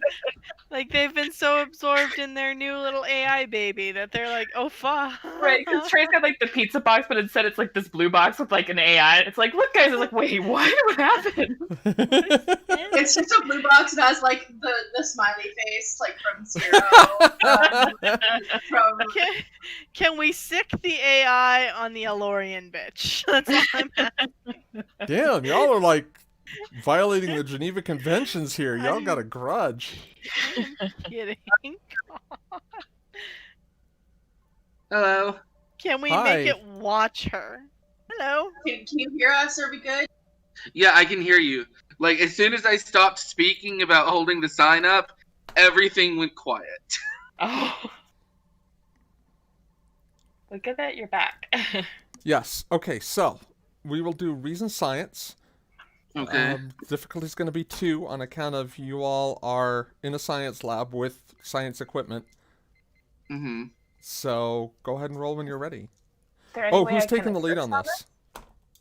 I would let our science officer take the lead on this, and I will assist. Okay. Okay. So yeah, you'll roll 2, Nicole, and Koltesh will roll 1. And sorry, Still what reading were... science on my end. Reason science for both of you. Okay. Would any of my focuses apply here? Let's look. We know Naomi's will. Yeah. Half improvement that time. No. That's okay. Okay. One success. You There got, we go. So y'all got the 2 successes you needed. You can't yet pick up a response. Like, you can't... It has no output methods as of yet. Mm-hmm. But you do see neural pathways starting to change in response to... Like, you see activity in its neural network in response to your introduction. Okay. And on the surface of the box, it looks like nanites are starting to construct something. Ah, something else is forming. Wait, is there a difference between nanites and nanoprobes, or are they interchangeable? Nanoprobes are specifically Borg nanites. Oh, I see. Okay, thank you. You're welcome. Ensign, something else is being built on the top of the box. Possible that if it's made a sensor to Hi, Get- Riker. output, to see what the environment is like, maybe it's making a sensor to also communicate, just like, a child essentially viewing the environment and this, learning, recognizing things, and then eventually, developing language based off of what they're hearing. Maybe that's what it's doing next, is just trying to figure out a way to communicate with us. It's the most logical step to believe that would happen next. So, Yeah, go ahead. so you look back to see that there's writing on the top of the case of this box, like slightly etched above it. Give me an insight science roll. Difficulty again here is going to be 2. Insight. Oh no, wrong character sheet. Just wants to be. Hey, my mask shipped out. Oh, yay! Am I Jonas, just assisting, or is this a full roll? you're assisting on this. Okay, cool. Making sure. As Koltesh. Sorry. Nope, 2 successes still makes the difficulty. It is... Naomi, you recognize the writing. It's in Iconian. Ooh. And it spells out the word Kalessa. And I'll put that in the chat. Yeah. Kalessa. that a word or a name? Question. Would our database have any Iconian information on it, like names or words or a language? It would have some fragments of Iconian language, Mm-hmm. just from Starfleet's encounters with the Iconians. That's how you can recognize that this is Iconian script, for lack of a better word. Ensign, do you want to run that? I'm myself am going to assume that that is its designation, its name, but probably running it through the computers might help us as well. Yes. Let's try that and see if we can find anything on this. Okay. This is going to be reason science, and the Dauntless can assist I got the Dauntless. using computer science. The difficulty on this is going to be 4. I'm gonna say something. I want to say something, but I won't say it yet. But I would use like a determination on this one. There's the word that Steph was looking for, I'm sure. Yeah, how does that work? So, in order to use your determination, you just say, hey, I'm going to use my determination, and this is the value that I am calling upon. Okay. And you can pick whichever value you think most closely matches the situation you're in. Okay, definitely the mind is the final frontier, I think, on this one. I'd be inclined to agree. So what that does is that gives you 2 automatic successes going into this, in addition to your normal task roll and any assists. Okay. And and Koltesh can assist on this as well. Okay, what would he be rolling? Reason science for him as well. Basically, I see the 2 of you as kind of splitting this up, with Naomi looking through Starfleet's database and Koltesh looking through the Klingon Defense Force databases. Gotcha. And do any of my focuses still apply to this? Yeah, your computer's focus is going to apply here. And let me check Koltesh's sheet. I don't think any of mine would. Nope, still, see, he's just not a scientist. He's more of an engineer. But he's Which doing is his totally best. fine. Okay, there's 2, 3, 5, and we've got And then an I got the assist from ship as Dauntless. well. Yep. 2 from the ship. Nicely done. So Riker is being baby. he is. We could hear him. Mm-hmm. So after an intensive search, and a search that might have gone into some classified Starfleet databases, possibly, Naomi, you find a match. The name Kalessa is one of 12 Iconians that survived the destruction of their homeworld 200,000 years ago.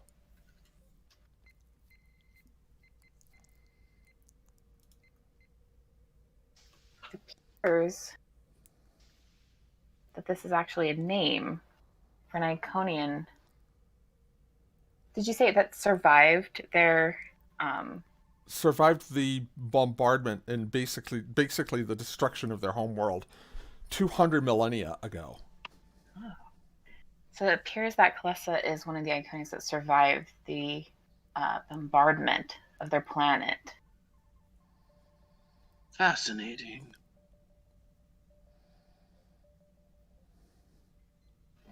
So perhaps, I don't know if this is, if they're trying to tell us something about the Iconians, or if this is Kalessa.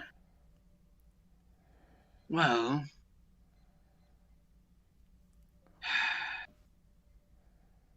it depends. I think the only thing we can do now is keep communications going and try and learn more. Agreed. Just time and perhaps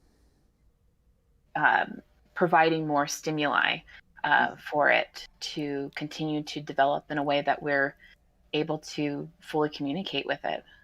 Mm-hmm. Koltesh is going to grab the data pad again and type out,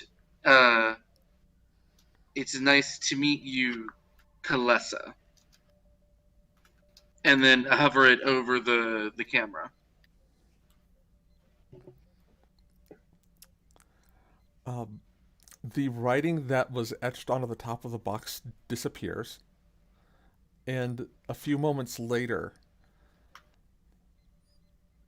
over the course of a few more moments, new writing appears, again in Iconian, and says, "Hello, Koltesh."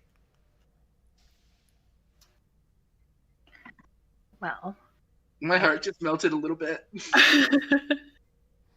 I guess that answers one question, that this is Kalessa. Here, why don't you try, Ensign? Let's see. More than one person activating a conversation is plenty of stimuli to help a brain grow. Hi, cat. Yes, cat. Go away, cat. Oh, I Cat- heard cat that. What is with cats misbehaving tonight? Been a lot of Buddy. catastrophes tonight. Oh, Just as you said that, Buddy started boxing at my mic. Of course he did. Buddy, why are you being a buddy? But, 'Cause I'm baby. here, Ensign, you give it a try. All right, and I take the data pad and I introduce myself. I say, hello, I'm Ensign Naomi Kadir, and I'm the science officer aboard the starship. Then I hold it up to the sensor on the blue box. As before, the writing disappears.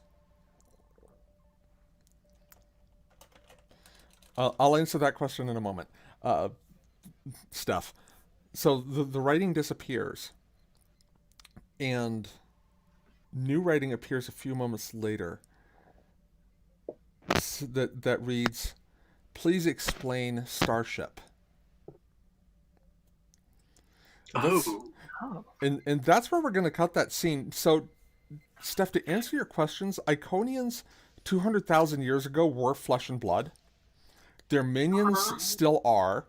They have Girls. evolved past flesh and blood. They're basically beings of energy at this point, like crystal and energy. So they're kind of like the wormhole aliens. No, more like the crystalline entity, but smaller Okay. and able to communicate better. And more Okay. and smarter, if that makes sense. Like, we know the crystalline entity had at least an animal intelligence. We don't know how much smarter it was than that. Crystalline energy smash! The Iconians, on the other hand, were made of much tougher stuff and were much smarter. Like, they basically were masters of genetic engineering. But Right. what you all have here is a virus based on Iconian code with some modifications made by Romulan scientists. So it is an entirely new domain. There's a lot going on with this little virus. So Koltesh had the biggest grin when it said hello, Koltesh. So let's go to the ready room, because I think Bianca's probably ready to have a couple of conversations. Uh-oh.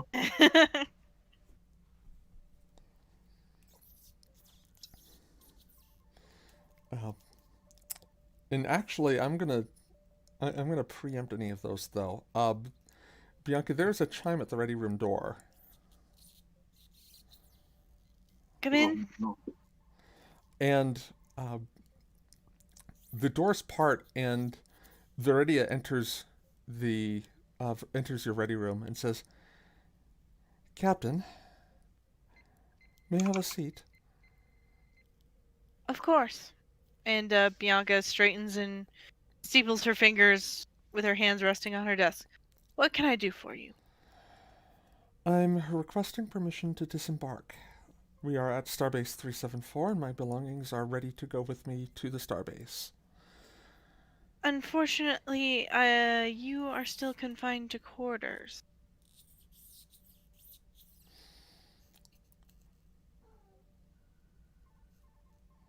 I see. I'm sorry, I must conclude. I must have the conclusion of the investigation by my Chief of Security before I will allow you to disembark. This is somewhat irregular, Captain.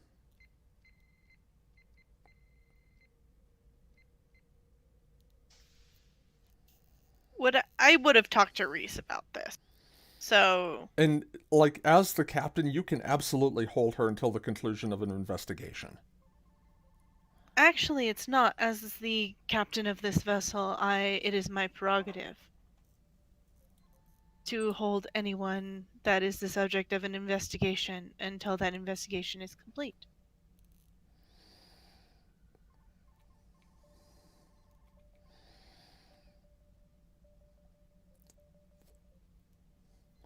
When do you anticipate the investigation will be complete, Captain? I have very important diplomatic I am sure. functions to assume at Starbase 374. I am sure, and I have been in contact with both the commander of Starbase 374 and the admiral in charge of the Carina Nebula Task Force about this matter. So, and I am expecting a report from my chief of security shortly. I will let you know as soon as this is all cleared up. I apologize for the inconvenience, of course. Of course, Captain.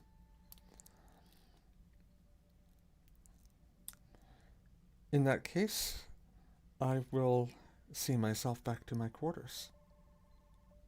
I will provide you with security escort. That won't be necessary. I know the way. You will have security escort. Very well. And she just kind of walks out.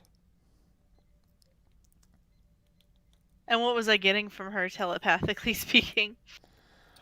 A little surprised, but not ready to pick this particular battle. At least not yet. And Bianca is going to put a command lockout on all shuttlecraft and transporters.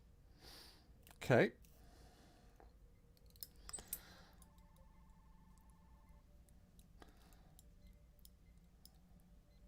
Okay.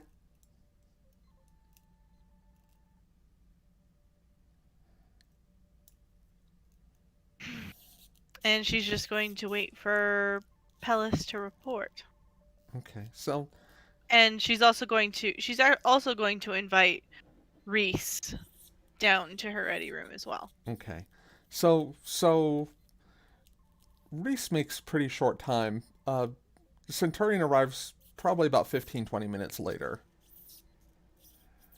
Good. Captain? What was Centurion the Pellis. JAG officer's title? Commander. He is the commander. Commander? Commander Thronek. Yep. He is Brian's character, actually, when he guests on the show. I'm glad you both could be here.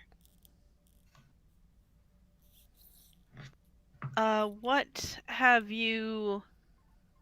has your investigation been going? Centurion. Well, I believe we have strong evidence of means, motive, and opportunity. The problem is the evidence that we have is more circumstantial than I would like.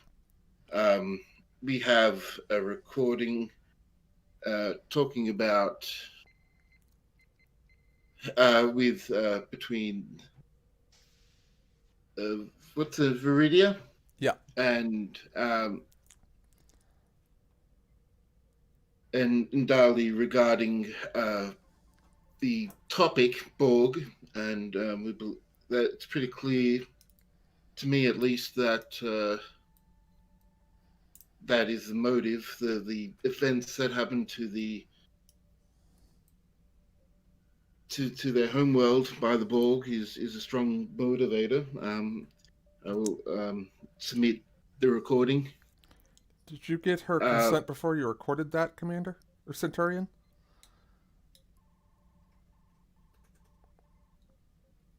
She is under investigation. Still gotta have consent to record, Captain.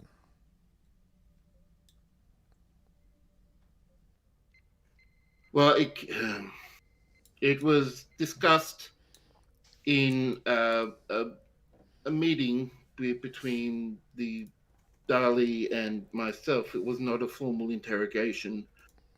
I do believe that means that the right of privacy in that case would not be valid, would not be, well, the recording may itself not be So, required. The discussion regarding the Borg would be valid. so you also didn't give her a statement informing her of her rights before you questioned her. What I It think wa- Commander Pellis is saying is that he didn't question her at all. I was merely in the room when Dali was making discussion to assist her in moving around. I did not ask questions. It was a personal discussion between Dali and Viridia, which I was a party to.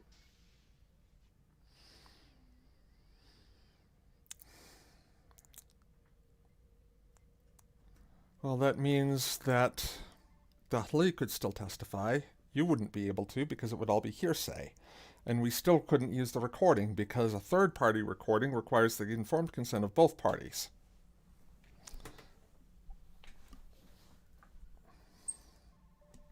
Okay, so the recording is out, but at least we do have Dahli's testimony. And we do have the video recording that that kicked off this whole investigation. My question Yes. to you, and my question to you, Reese, is: do we have enough to hold her here, or at least hold her on the starbase, so that she cannot leave?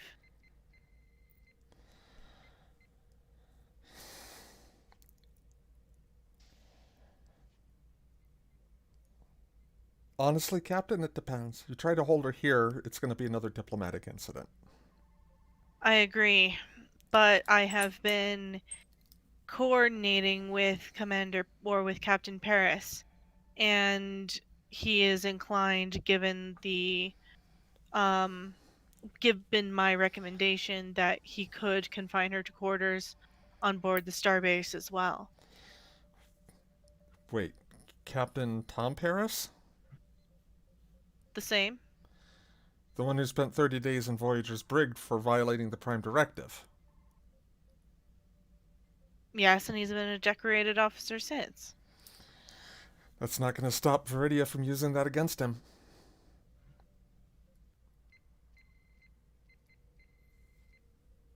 So he's been demoted and then re-promoted. Yep. But... No, I agree with you, Captain.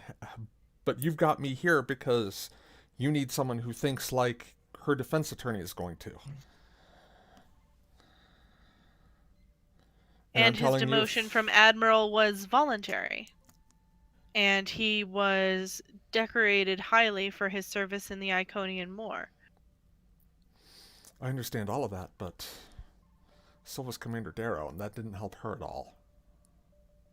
No, and I am dealing with Commander Darrow, and Tom Paris was dealt with in the Delta Quadrant. What bearing does what he did when he was a young lieutenant have on the now? And he would also be taking my recommendation.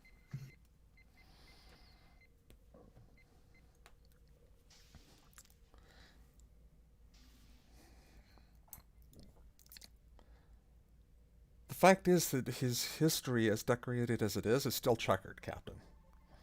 And you have a better career history than he does, and even then, you publicly called for an admiral to be resigned. I could very easily see someone trying to paint you as a hothead.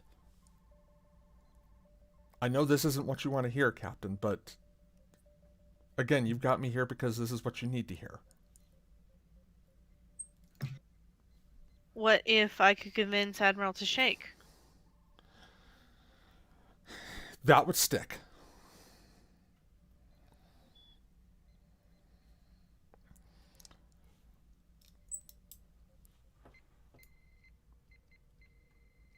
Okay. I can give her permission to leave the ship. I will talk to Admiral Shake, and I will inform you both of my success in that matter. Either way, it seems like I'm going to have to let her off the ship, but I want to at least talk to Tashake before I do so. Well, and honestly, Captain, do we want her on the ship? I sure as hell don't. But I have a feeling that we're going to be dealing with her mess, regardless if she's on the ship or not. It does mean we can watch her better, but complications can arise, especially with someone of her abilities. Definitely. And Well, especially and if this she and has another member of everybody. the crew get into a fight. Well, and this has definitely been a personal issue for our crew. Did you get any, Centurion Pellis, did you get any information on what happened between her and Jonas? It was, he approached her. I have not any specifics about the details of what happened, but from both accounts, it was Jonas who made a first move, and she defended herself. Alright.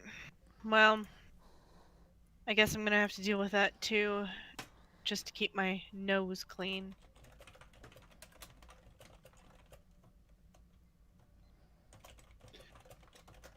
We have recording of the instant that started the investigation, and with this new instant, this which I will need to also investigate, we may be able to compare the two to see if there's any connection, either visually or from any radiation or unusual readings that might be present in both.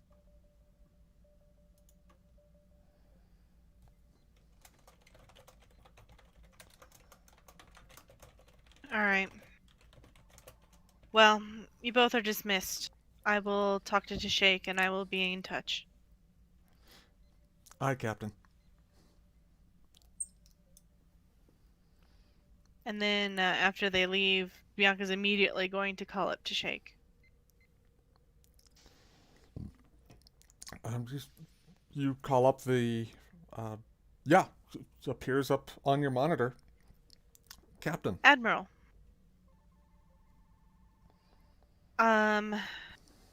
My security officer has some new information regarding our diplomatic attaché. Apparently he was present in the room during a conversation between our chief medical officer and the attaché, and well, and she's going to play the pertinent bits of recording. This recording would be inadmissible in court, but we could have my CMO testify in court. It could be a reason to hold her here, but honestly, I don't want her here. I believe it would be more logical if she were sent to the starbase but confined to quarters. There are no Borg on Starbase 374, Captain. I have very little legal justification for restraining her movement. Yes, but I believe that this would be problematic in her dealings with the Zealand, as well as, well, there is a Borg Unimatrix 1,000 light years outside the nebula. If we could at least restrict her movements to the station only.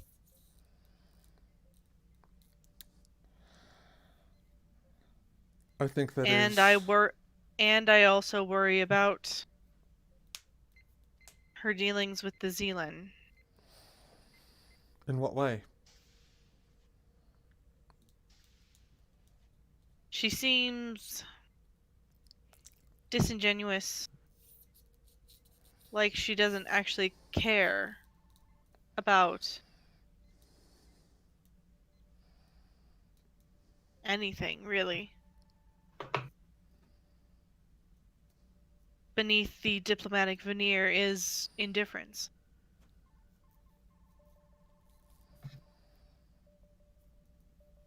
It is curious. And we very much need these negotiations with the Zealand to come to a successful conclusion.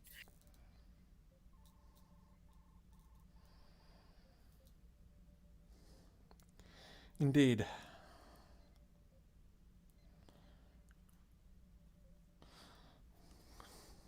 Do you propose a specific course of action, Captain, beyond restricting her to the starbase, which is plausible?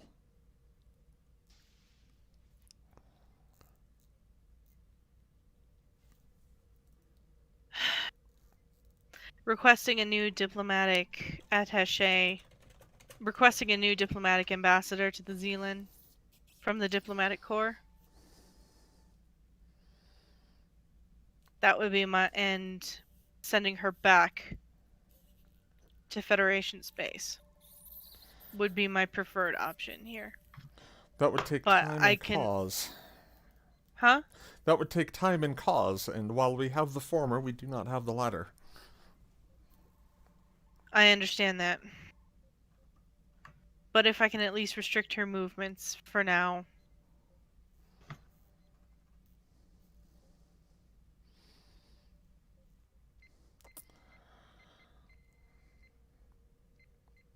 And Tashik Both just my- gives you the slightest nod.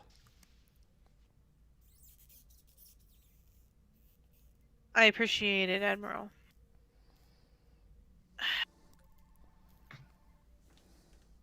Is there anything else, Captain?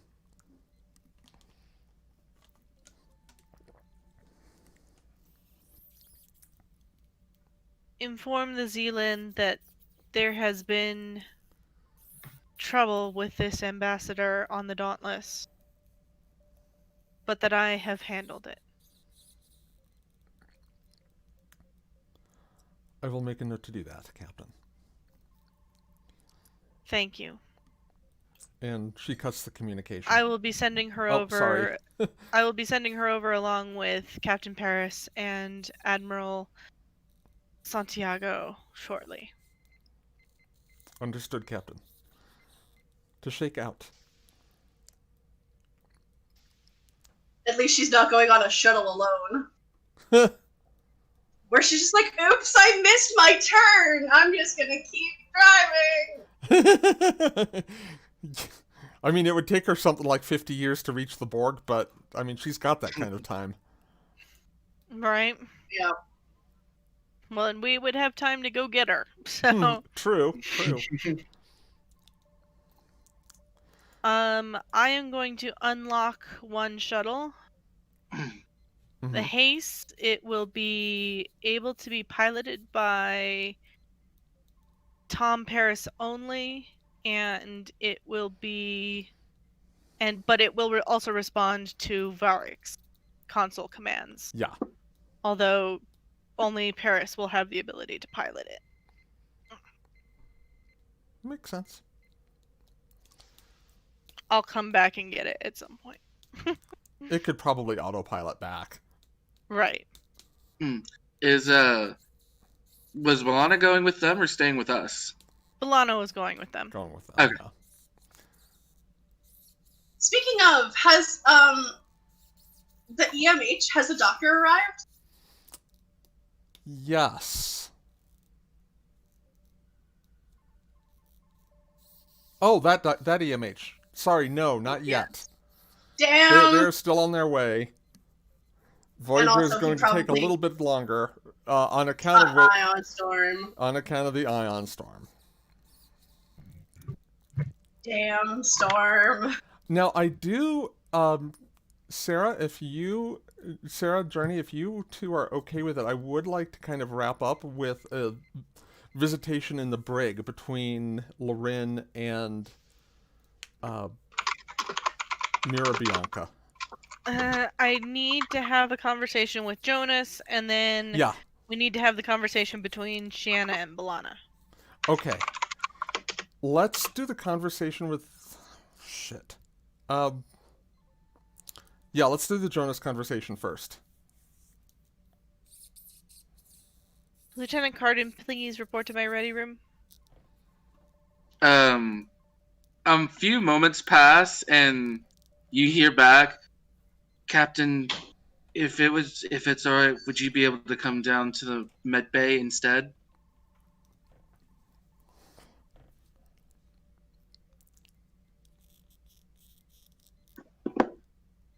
All right.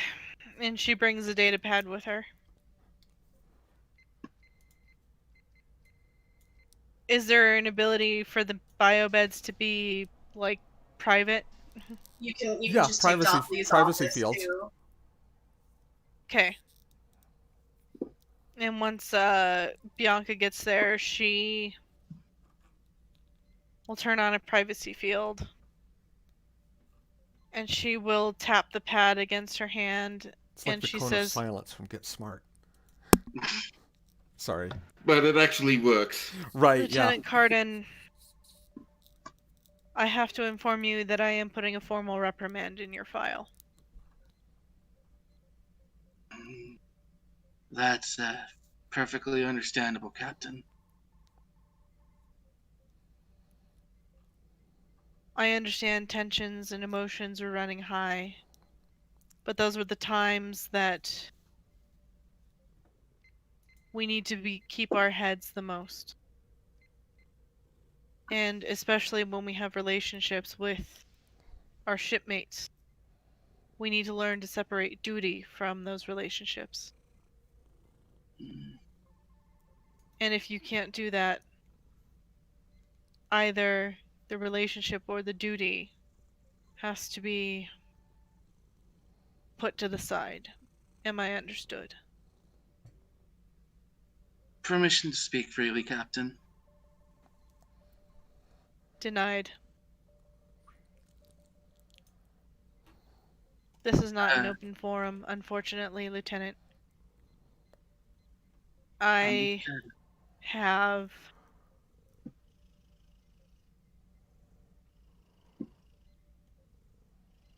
had to have a lot of hard conversations regarding this. And I appreciate you bringing the problems about the ambassador to my attention.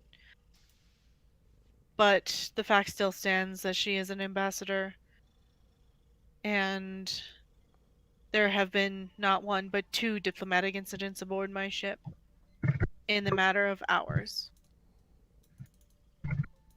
And that cannot be allowed to continue. As it stands, Captain, you could actually say one of those was a marital dispute. As we're still technically and formally engaged. Nonetheless, it was assault. And I must treat it as such. Understood, Captain. Meanwhile, Jonas's like psychic readings are just like broken. It's like, I wonder who got assaulted in this situation, and yet. Sorry, I'm just salty. Oh no, Jonas knows it he's is in the entirely wrong. possible to pick a fight and get curb stomped and then arrested for assault.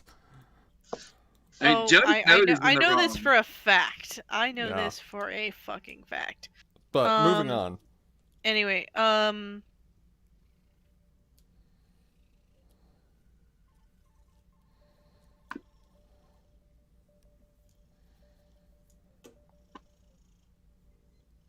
I expect better of you, Lieutenant. And she puts her thumbprint on the pad and she hands it to him. He'll take it. For a thumbprint? And sorry? No, I was asking, like, for a thumbprint? Well, for his records. Gotcha. Jonas would like to, in this moment, listen to the captain. I won't even have you roll. Nothing. And it's not that you're not picking up anything from her. You're not picking up anything at all. And that's the application. The pad drops out of Jonas's fingers as he turns extremely pale. Bianca, like, a flash of worry crosses her eyes. It's the only emotion you've seen cross her eyes since she came into sickbay. And then she picks the pad up and she goes, Lieutenant? If that's all, Captain, I would like to be alone. Of course. And she drops the privacy screen and she just leaves without another word. Yikes, yikes, yikes, yikes, yikes, yikes, yikes! This is some bullshit. So let's head over to Shiana's quarters.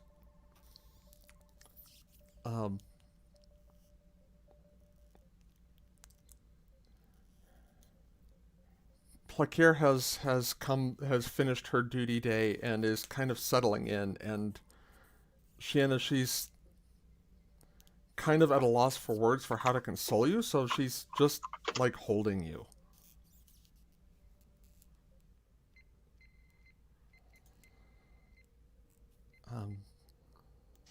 But there's only so much of like the just holding of the being That's gonna work, yeah. that Shiana can deal with. So eventually she turns towards a little punching bag in the corner somewhere. And she's just doing that. And yeah, for several minutes, just one hit after the next, almost ripping the bag off of its chain. Assuming it's one of the heavier bags. I'm not sure. I'm thinking inside someone's quarters is probably one of the smaller ones.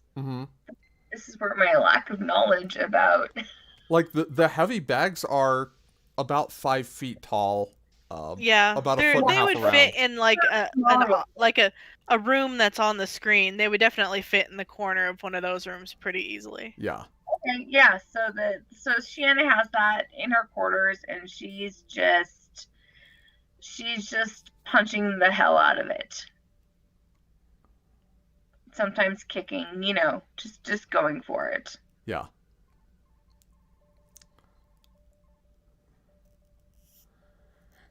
There's a chime at the door.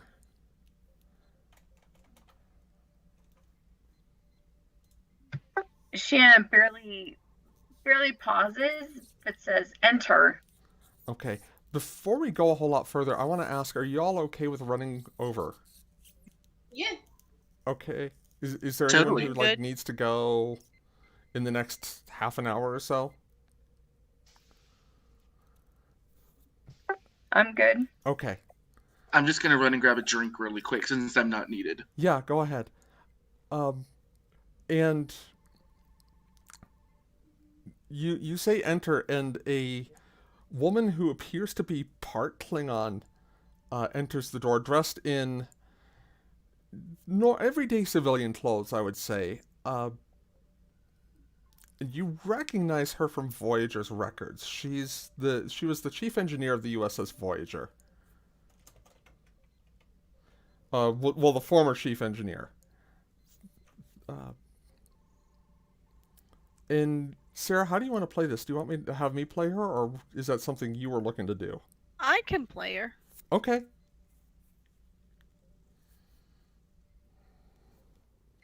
May I come in? Come on in.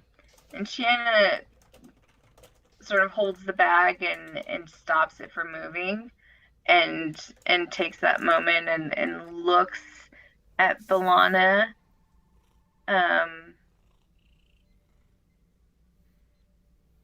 If Bianca sent you, you can just save it.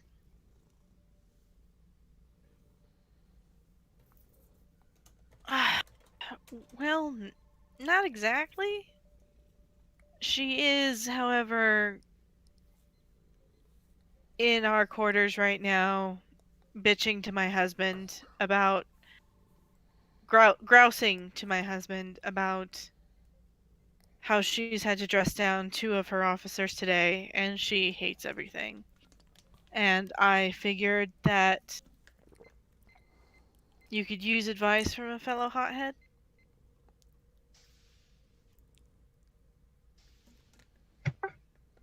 Look, it all seems pretty clear to me. I'm no longer chief of security of the ship that I've spilled myself into protecting, and I'm confined to quarters, and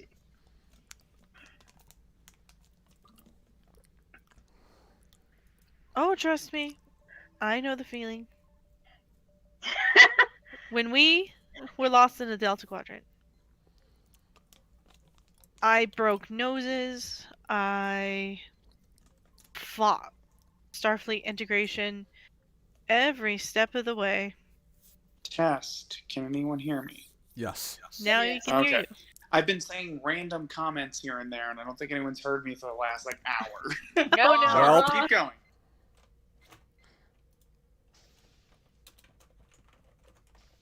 Well, that's great, like Delta Quadrant, whatever. But this is different. This is I'm an eternal. I am a perpetual fuck up, and this temporary demotion is going to end up being permanent, and I just should get myself used to it now. Who said that? You or the captain? Until further notice. I mean, like, let's read between the lines. Look, this is not the first time I've done something like this. What? That doesn't mean you can't turn it around. That doesn't mean you can't win trust back.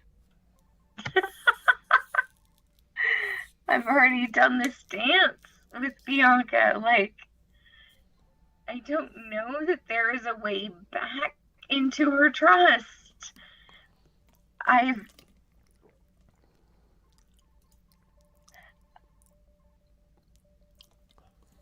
Did you think that Janeway was ever going to give me a fair shake after I broke her runner-up for the chief engineer's position in the nose because he was wrong?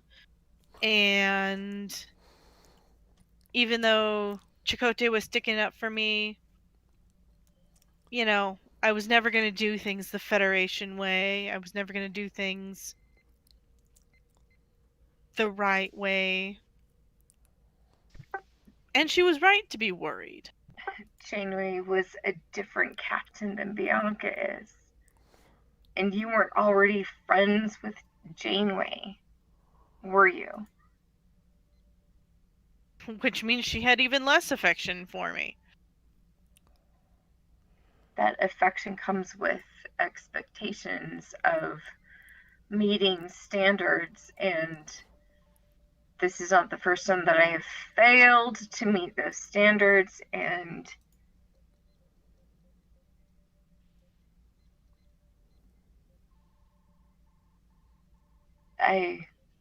You want to know what Bianca is saying about you? no, yes, no. She's upset because she loves you. Because she knows you can be better. That you can do better. That's not what I want to hear. I don't want to know that I can be better. I want to know that I was right. She thinks you're right. She just thinks you went about it the wrong way.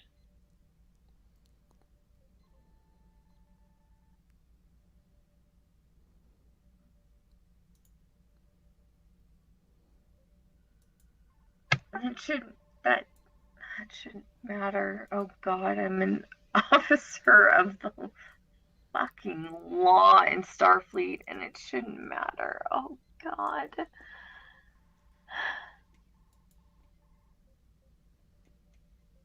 If you're used to playing dirty, play dirty.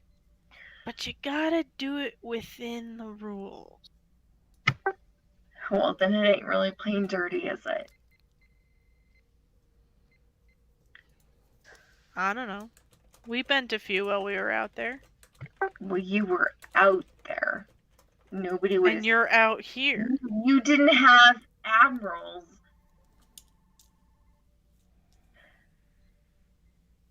No, we had that when we got back home. The debriefings took months. Every little thing we did was put under a microscope. Breaking noses, you didn't have an admiral at the ready to tell you how wrong you were and how... No, all I had were my shipmates, and I knew I had to shape up for them. And Shiana, you remember the echo of something that Tishake said. Be the officer I know you can be.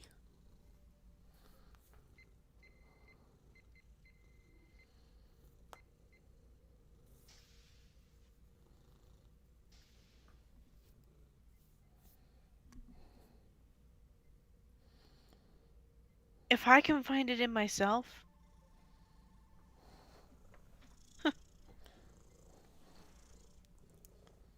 I never thought I'd be able to find it within myself. Anyone can.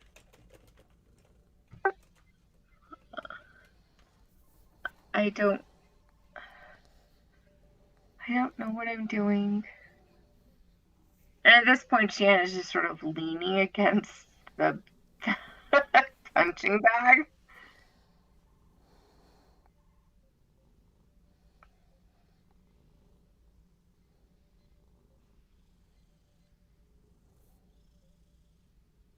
I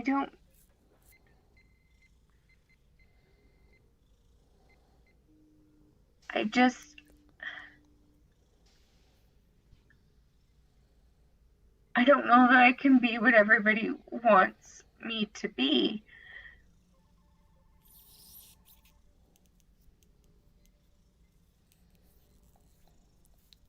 The perfect first officer, the perfect chief of security, and it's been ripped away from me. And security has been my entire life in Starfleet. How do I don't know what to do if my job isn't to protect a crew and a ship. There's lots of ways to protect a crew and a ship. But the way that I know is with my fists and with a phaser. So sometimes you have to improvise.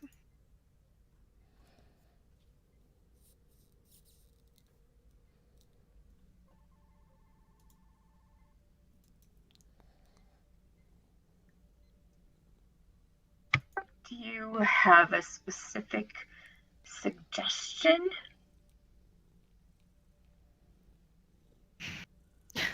I'm struggling with coming up with what to say. Can I roll for something or something, Dawn?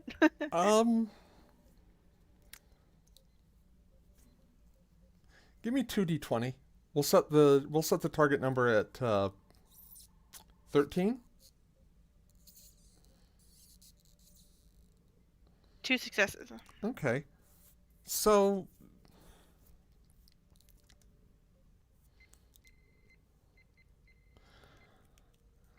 I'm thinking like Belana would really strongly identify with Shiana's need to protect the people they love, right?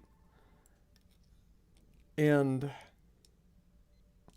My cats just are going nuts. There's a moth on the screen. Like, that is something the two of them have in common. And they're also both willing to fight to protect the people they care about. So, the question becomes, how do you do it smart? This is kind of partially my rambling, but also partially Balana. Like, Right. She's, Balana says, look, I want to fight for the people that I love just as much as you do. I can hold my own in a fight. But where I fight, where I truly fight, is in the engine room. Keep everybody safe. To do my damnedest, whatever it took, to keep everybody safe. To keep that ship from blowing up on us as many times as it tried to. Sometimes it's not just about fighting with your fists and phasers. But it's different. My charge is different than that of an engineer. And I'm not No, saying you're the that first officer of this ship. You fight and have a voice for everyone. But before that, I was the chief of security. I am the chief of security on this goddamn ship. but a That's chief what of you security, a chief of security knows how to control the field. And the chief of security knows how to control the field of fire. And the fire within themselves. That's something Tuvok told me once. Oh, the Vulcan. That's helpful. Is he wrong?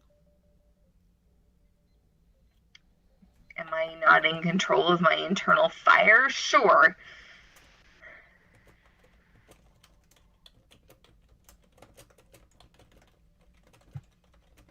But I this is how I've done this my entire life.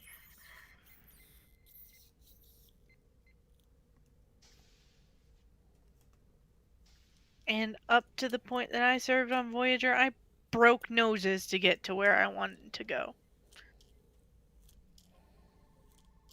And then one day, that just wasn't good enough anymore.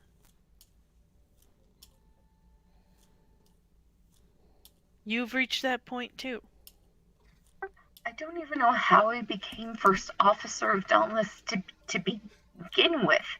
I was just the chief of security. That's all I ever wanted. I don't want more than that. And Bianca, Balana just starts kind of like grinning and kind of chuckling to herself, like just scratching at her upper lip. She goes, that was Bianca. She called us in the middle of the night, freaking out at Tom because she had just been the helm officer, and now she was the first officer, and now she was the captain. Except Bianca is everything that a captain should be. And I'm nothing that a command officer should be. I don't have... What I have is too much baggage.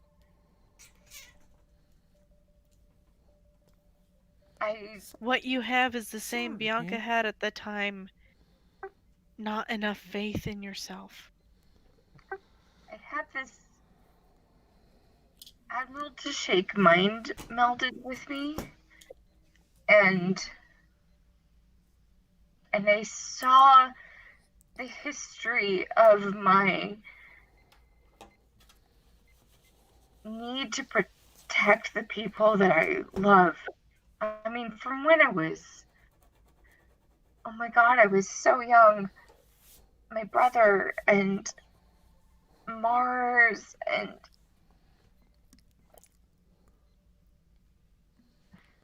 And I would have killed those damn synths if I needed to, except we were transported away. And what I saw during that mind meld of myself,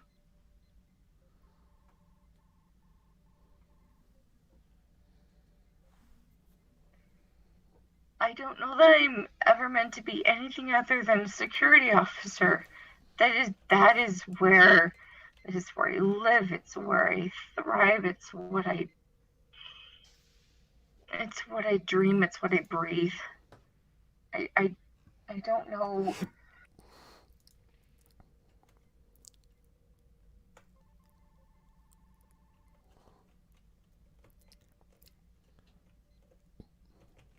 And maybe it's just the fight. Maybe all that I have in me is the fight.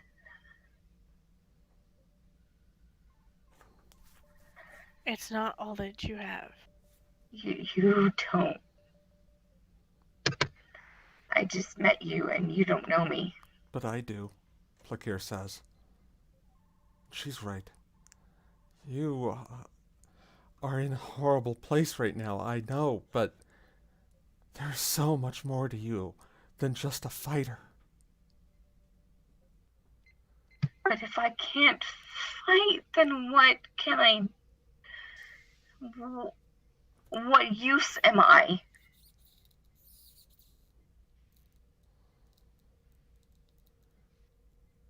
You don't have to have a use at all for people to love you. Yes, I do! No, you don't! Plakir just raises her voice right up to match yours.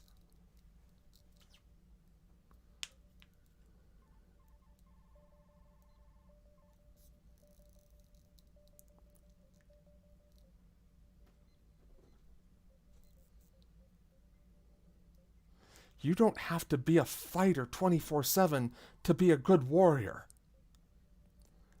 A good warrior knows when not to fight.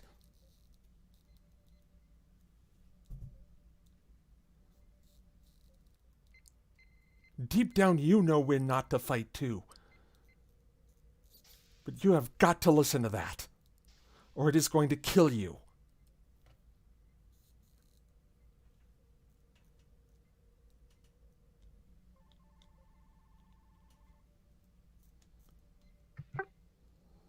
And Shiana's just doing all those things that you do, like wiping against like your eyes and your nose against tears that haven't happened yet. Mm-hmm.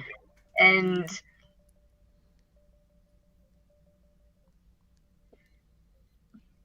but I don't know how. And I don't...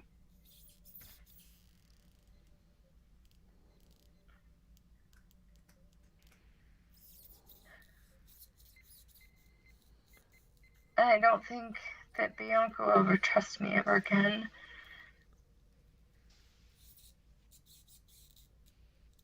Right now, we start with getting you to trust you. I thought I trusted me. I thought I knew what I was doing, and look where that has landed me.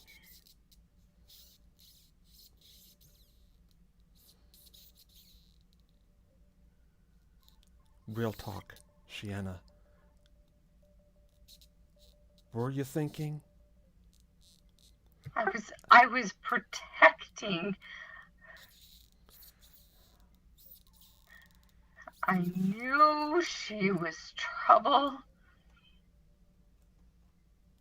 And I knew she'd done something.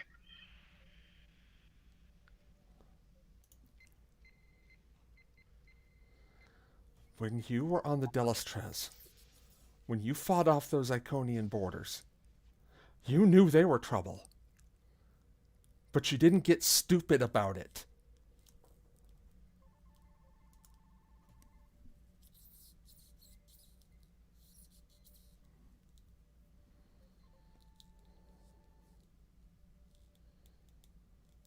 Well, I mean, Iconian borders is it's different. It's more clear cut. This bitch. Is more dangerous than any Iconian you've ever faced. I know. But that's how you've got to come at it. Politics is the deadliest battlefield. You know I'm no politician. You know that I am. I know you're not, but you know what else? I just got a message from my mother. There's a civil war going on back on Kronos. Because of politicians. They are absolutely a threat.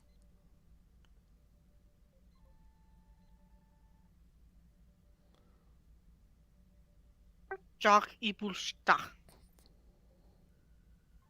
Concentrate on the enemy. That's what I thought I was doing.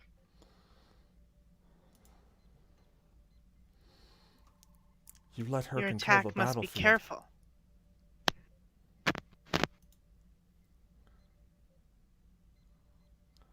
Earth, Sun Tzu?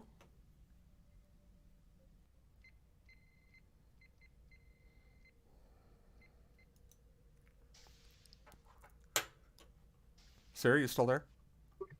What? Oh, I said Earth, Sun Tzu?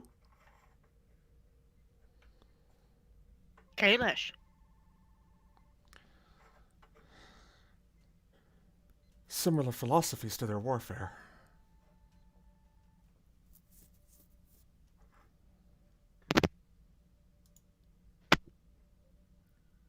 Klingon Mach.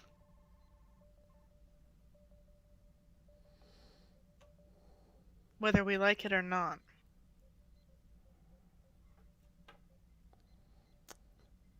And Shanna, you are one of the most Klingon souls I know.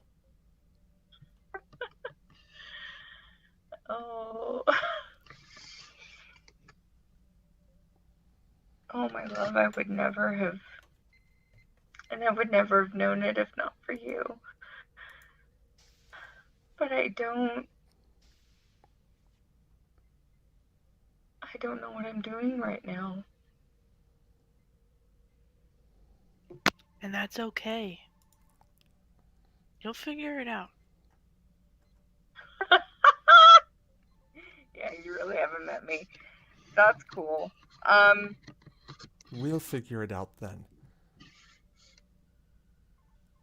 And watch your language, because no one gets to talk about my wife like that. Not even you. Okay. Careful, she'll headbutt you. Maybe not, should like it. Please stop talking about me like I'm not in the room. We could just start speaking Klingon. I'd understand half of it at least.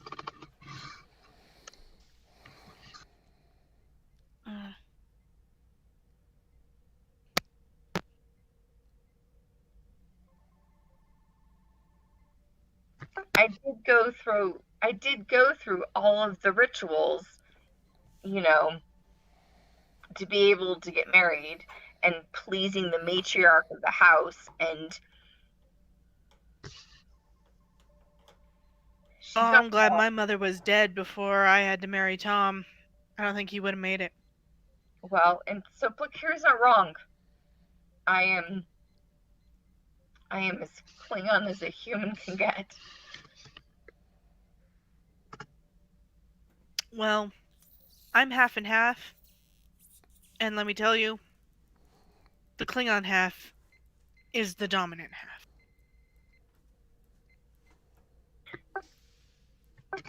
And how do you deal with that? For a long time, I didn't. And then I got my ass stuck out in the middle of nowhere, and I had to shape up pretty damn fast. It was do that or be locked in the brig for 75 years potentially, and, well,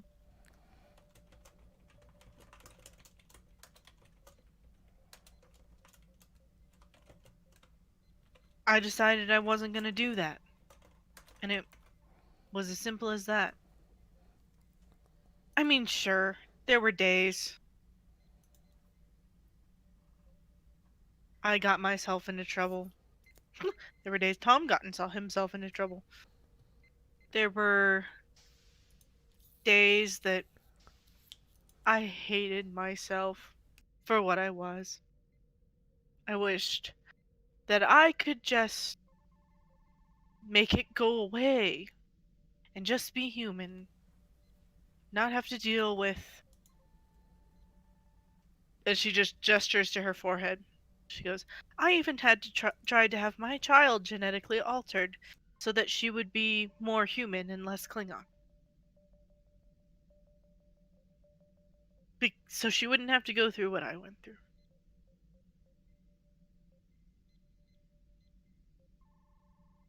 What do I do about my hot-headed, stubborn,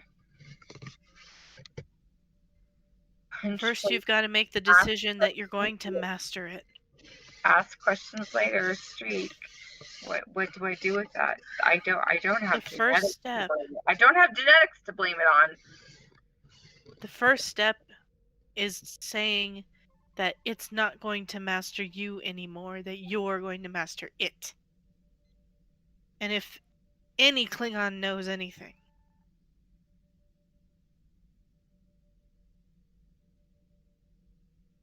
it's that we're too stubborn for our own damn selves. So use that stubbornness and decide that this is what you're gonna do.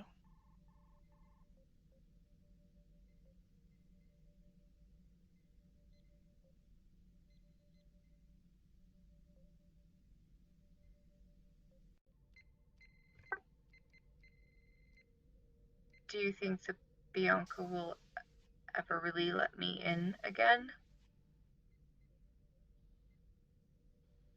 She wants to. But that's gonna be for her to decide. And whether she does or not, it shouldn't matter to you. You should focus on being the best you can be.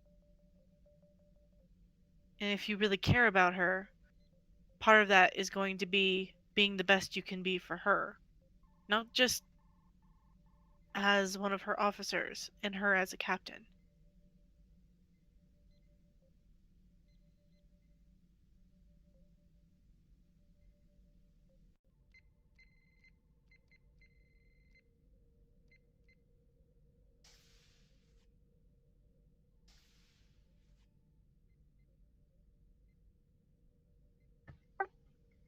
I've fallen short so many times.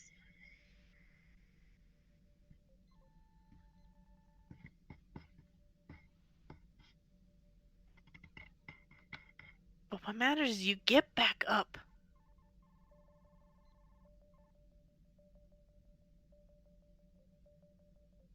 And if you don't, like Balana's just gonna point at Plaquer. She's going to yell at you until you do.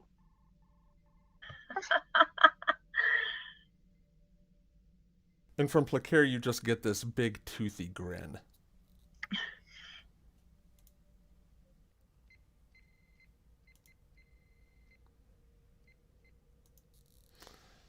On that note, we cut to the captain's quarters, where Tom and Bianca are having No, it's Tom.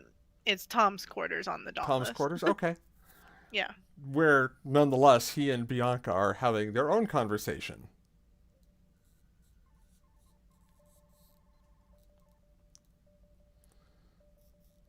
And Bianca just comes in and she's just like, she's holding both sides of her hair, and she's just like,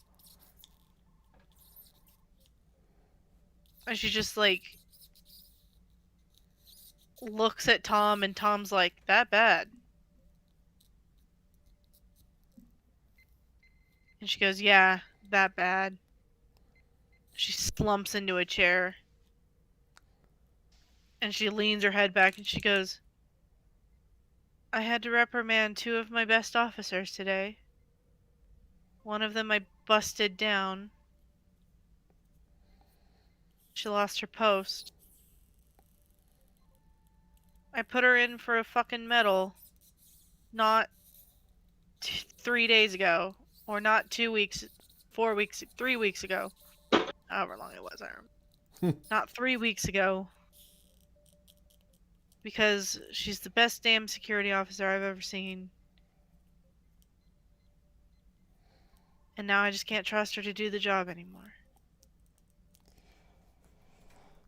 You know, the funny thing is, it is entirely possible for your best officers to save the universe one day and completely screw the pooch the next. You're speaking from personal experience? Of course not, he says, kind of scratching at his upper lip. Okay, maybe a little. Listen, Yeah. I tried to save a water planet's people from themselves, and I may have gotten busted down to ensign for that. B'Elanna had a great laugh when I got out, because then she was my senior officer, and, you know, if you didn't think she was ordering me around after that. Oh, I bet she was. Oh, she was. She had fun with it. It was nice being on an even level with Harry for a little while. I mean, I'm on an even level with him again, I suppose. Should reach out and see how he's doing. But look, Bring bad him out days, here. bad days like this are going to happen, kiddo. What matters is how you pick yourself back up. Like, I feel like as a captain, I should have all of them at least in the same pond, if not in a row. Sometimes then- that's not going to happen, but you know what? Then one person comes onto the ship, and it all goes fucking to hell, and a person who's one of my best friends in the world was in my wedding. Just how did she like justify that in her own head? Like, I don't like you, so I'm gonna just Sometimes I swear she doesn't think about the headaches she creates for me afterwards. Do you remember when... Oh, shit. What was her daughter's name? Morale? Yeah. Do you remember when you and Morale got into fights at Starfleet Academy? How can I forget? My nose still hurts. Did it ever evolve beyond I don't like you, or was that pretty much the beginning and end of it? I mean, you basically made us put on a get-along shirt, and then, well, we got along. Do I have to do that again? Maybe Shiana is at least as much Klingon as Morale is. I don't doubt it. That also means if you know that about her, then you know how to focus her. You know how to make her fight for the cause, not just for the causes she believes in, but how to do it in a way that's not going to break the rest of the ship or her career. Like, she is all thrust and no vector. You just have to point her in the right direction. I can do that with ships, Tom. People's a little bit different. Mm-hmm. Although possibly not much different. I mean, Klingons, you literally point them at something, and if it's a brick wall, they'll go through it. And Shiana Well, would. I tried to point her at something and said, do this a little bit, and then she went full throttle into it. Mm-hmm. Which, in retrospect, is probably what you should have expected. But that's okay. Look, what matters is no one died. You can recover from this. What was your fight song back at Starfleet Academy?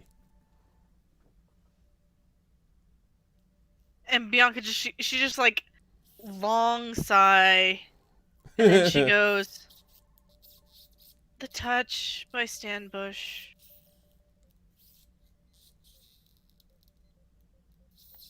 Yeah. But that was for, When all hell's breaking I loose? needed.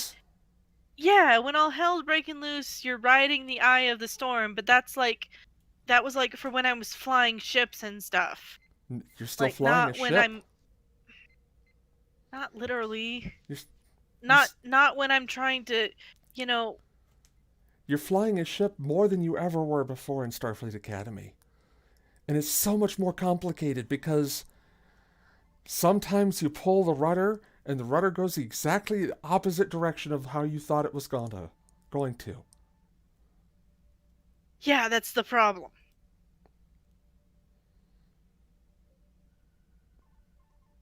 And you just adjust and you keep flying.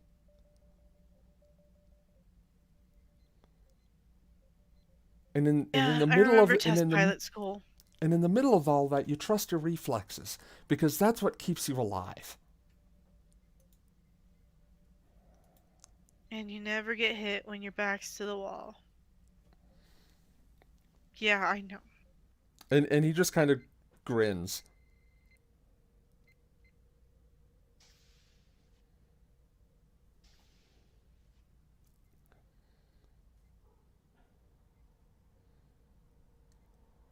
Like, you get it. And as a betazoid and as a telepath, you can read people like you can read the wind. Girl, run with that.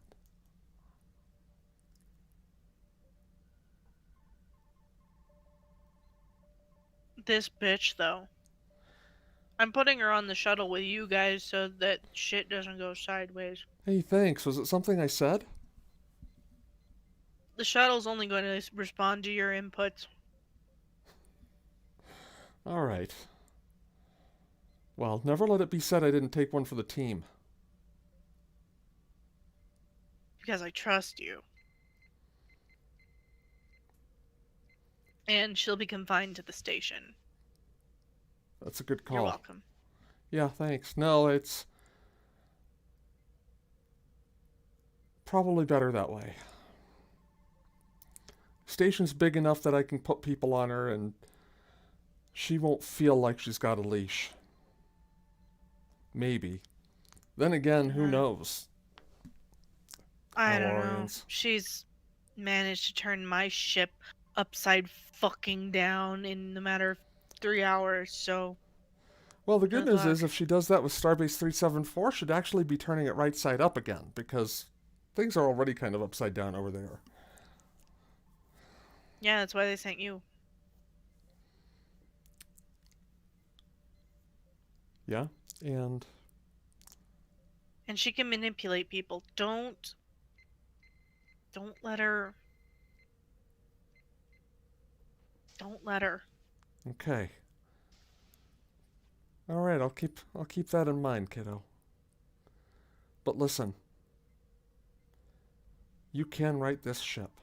If anyone can do it, you can do it. You've always had a lot of faith in me.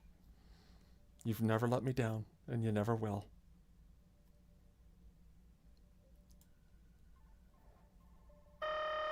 And it's at that moment that the red alert klaxon sounds.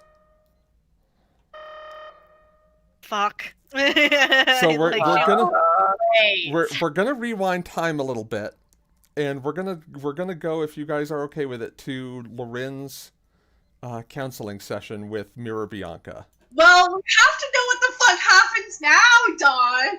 What? Now we have to know what happens. You kind of like, you can't say no. No one knows everything just yet.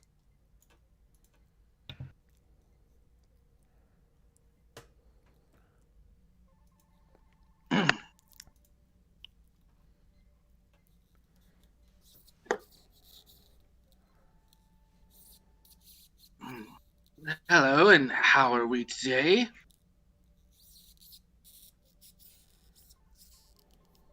Food's better here. Improvement. A good way to start a conversation. I think they're actually rewarding me for talking to you.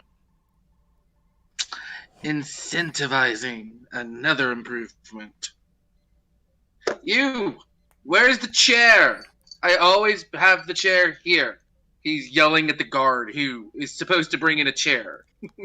And the chair's not there. And the guard who comes in is Tapellis. And Loren, this is the second time you've seen this person, and you recognize him. Like, the last time you saw him, he was a child, but you recognize him.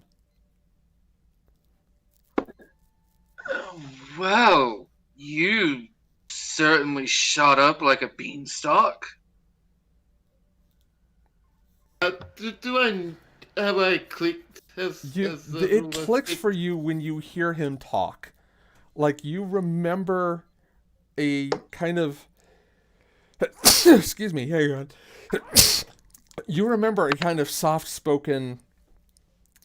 Well, no, this one was the cocky one. There were two Caitians back on...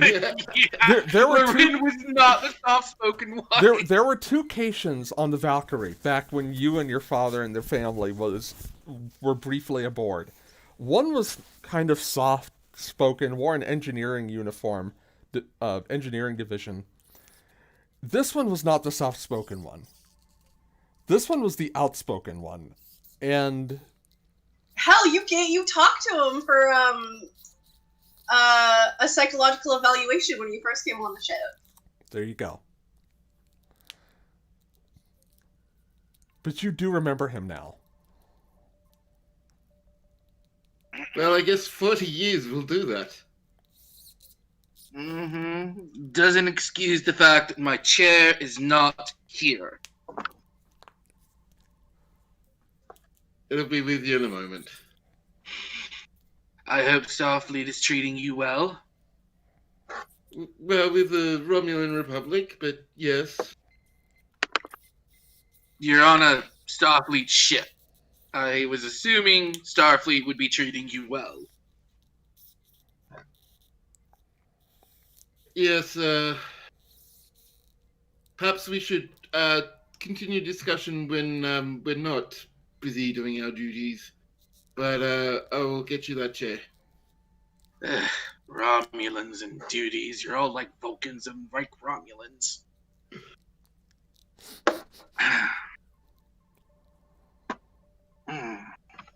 So, yeah, Rudolph just sort of glares at Mirror Bianca a bit, then leaves, gets a chair and comes back, and then goes.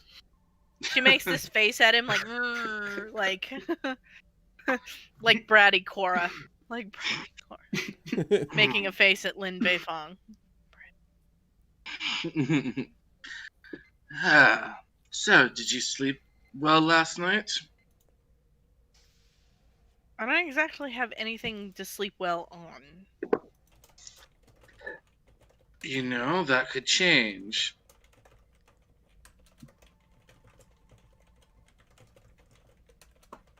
There's a 6-letter word you just have to use, and you could have a pillow or a blanket.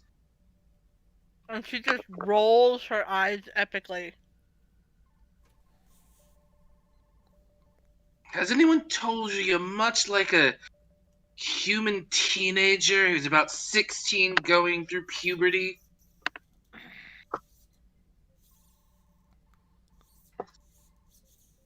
If you're trying to get under my skin, it won't work. Oh no, this is just polite conversation. And he sits down in the chair. Polite, right. Ugh, I am old.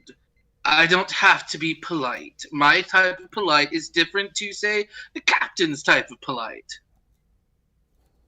You'll get used to it.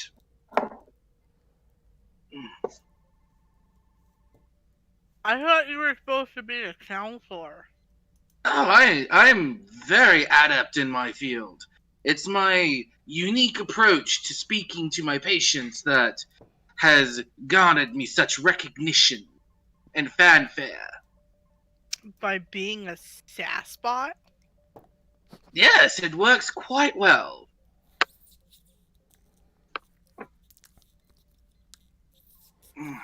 Now, how are you feeling today? Let's get right to the nitty-gritty. Pretty shitty because I'm still here. Nitty gritty, feeling shitty. Well, if you weren't here and you were on the other side in the mirror universe, I believe you would be dead because your empire would ritualistically sacrifice you for failing in your duties, yes? So in a way, you're better off.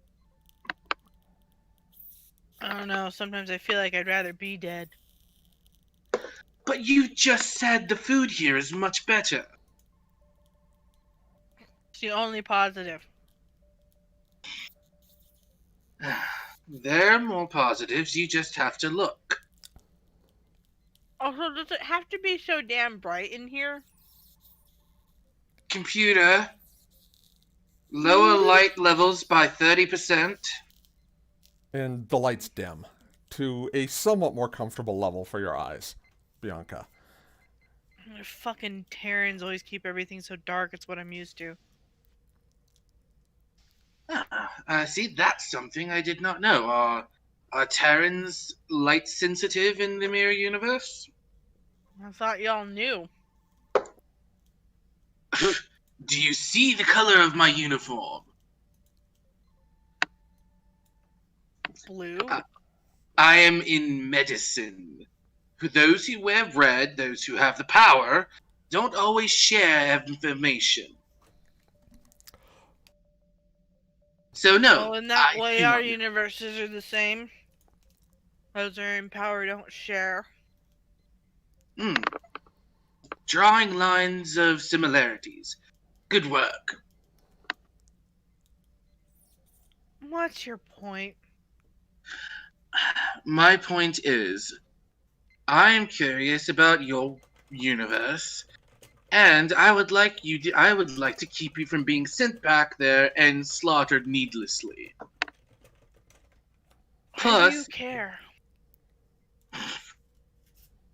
because I care, I think you're a fascinating and unique human being. Terran. No wait, you're not Terran. I'm not Terran. I'm Betazoid. I'm old. Forgive me. That would explain the gray around your muzzle. Kitty cat. It's platinum, he says with dignity. Oh, platinum, excuse me. He does laugh though. Okay, y'all. I have 10 Yes? threat. And I'm spending no. Oh, What? no. Oh god, Cyber Beyond. No, tell me you're not bringing Cyber Shiana online. it. No. Oh, What I thank God. am doing, you all hear and see the power go out across the brig. Bianca, neither you nor Loren were expecting this, Bianca, but you've got just enough time to do one thing. If you choose to.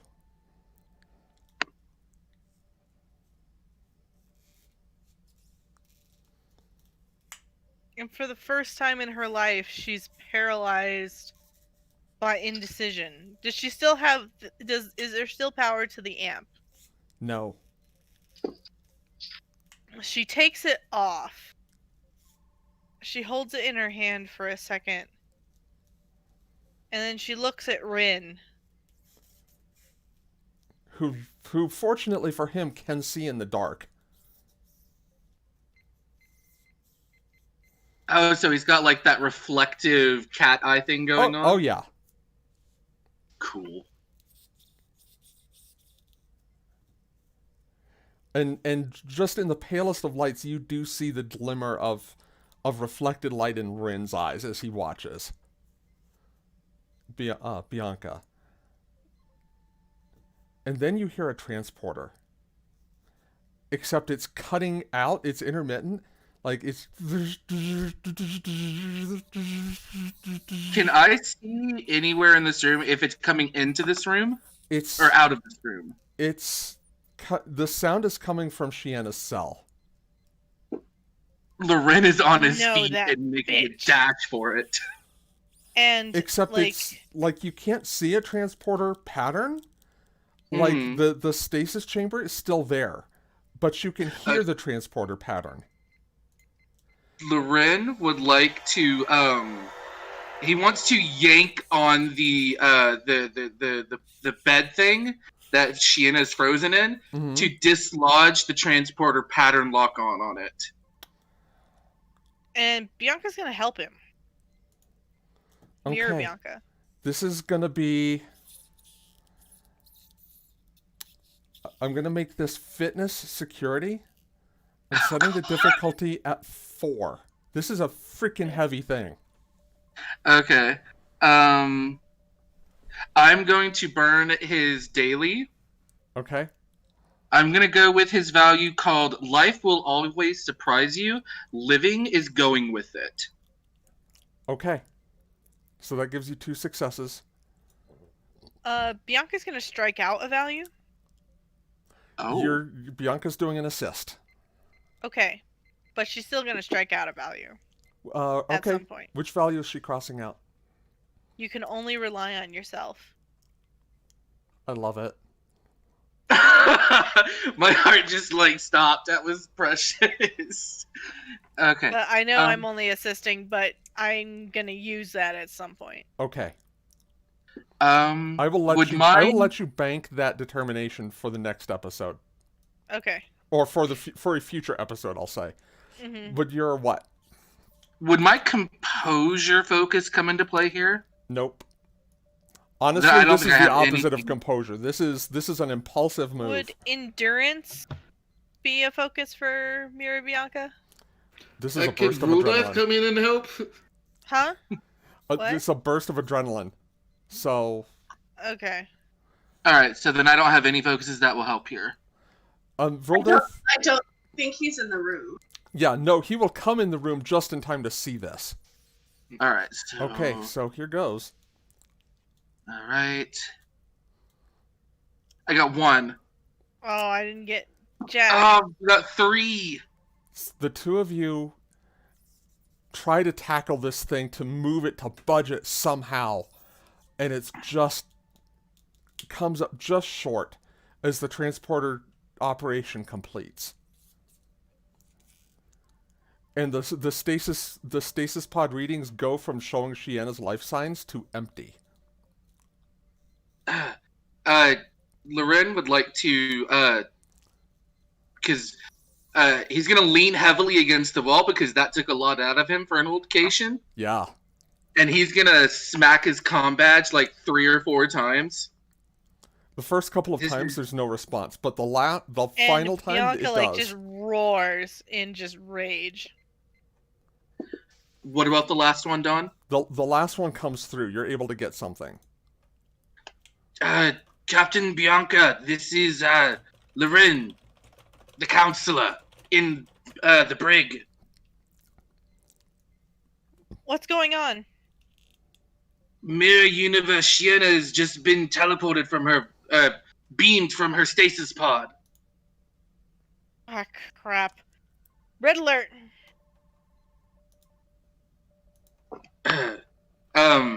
As he lets go of his badge, he's kind of slumping.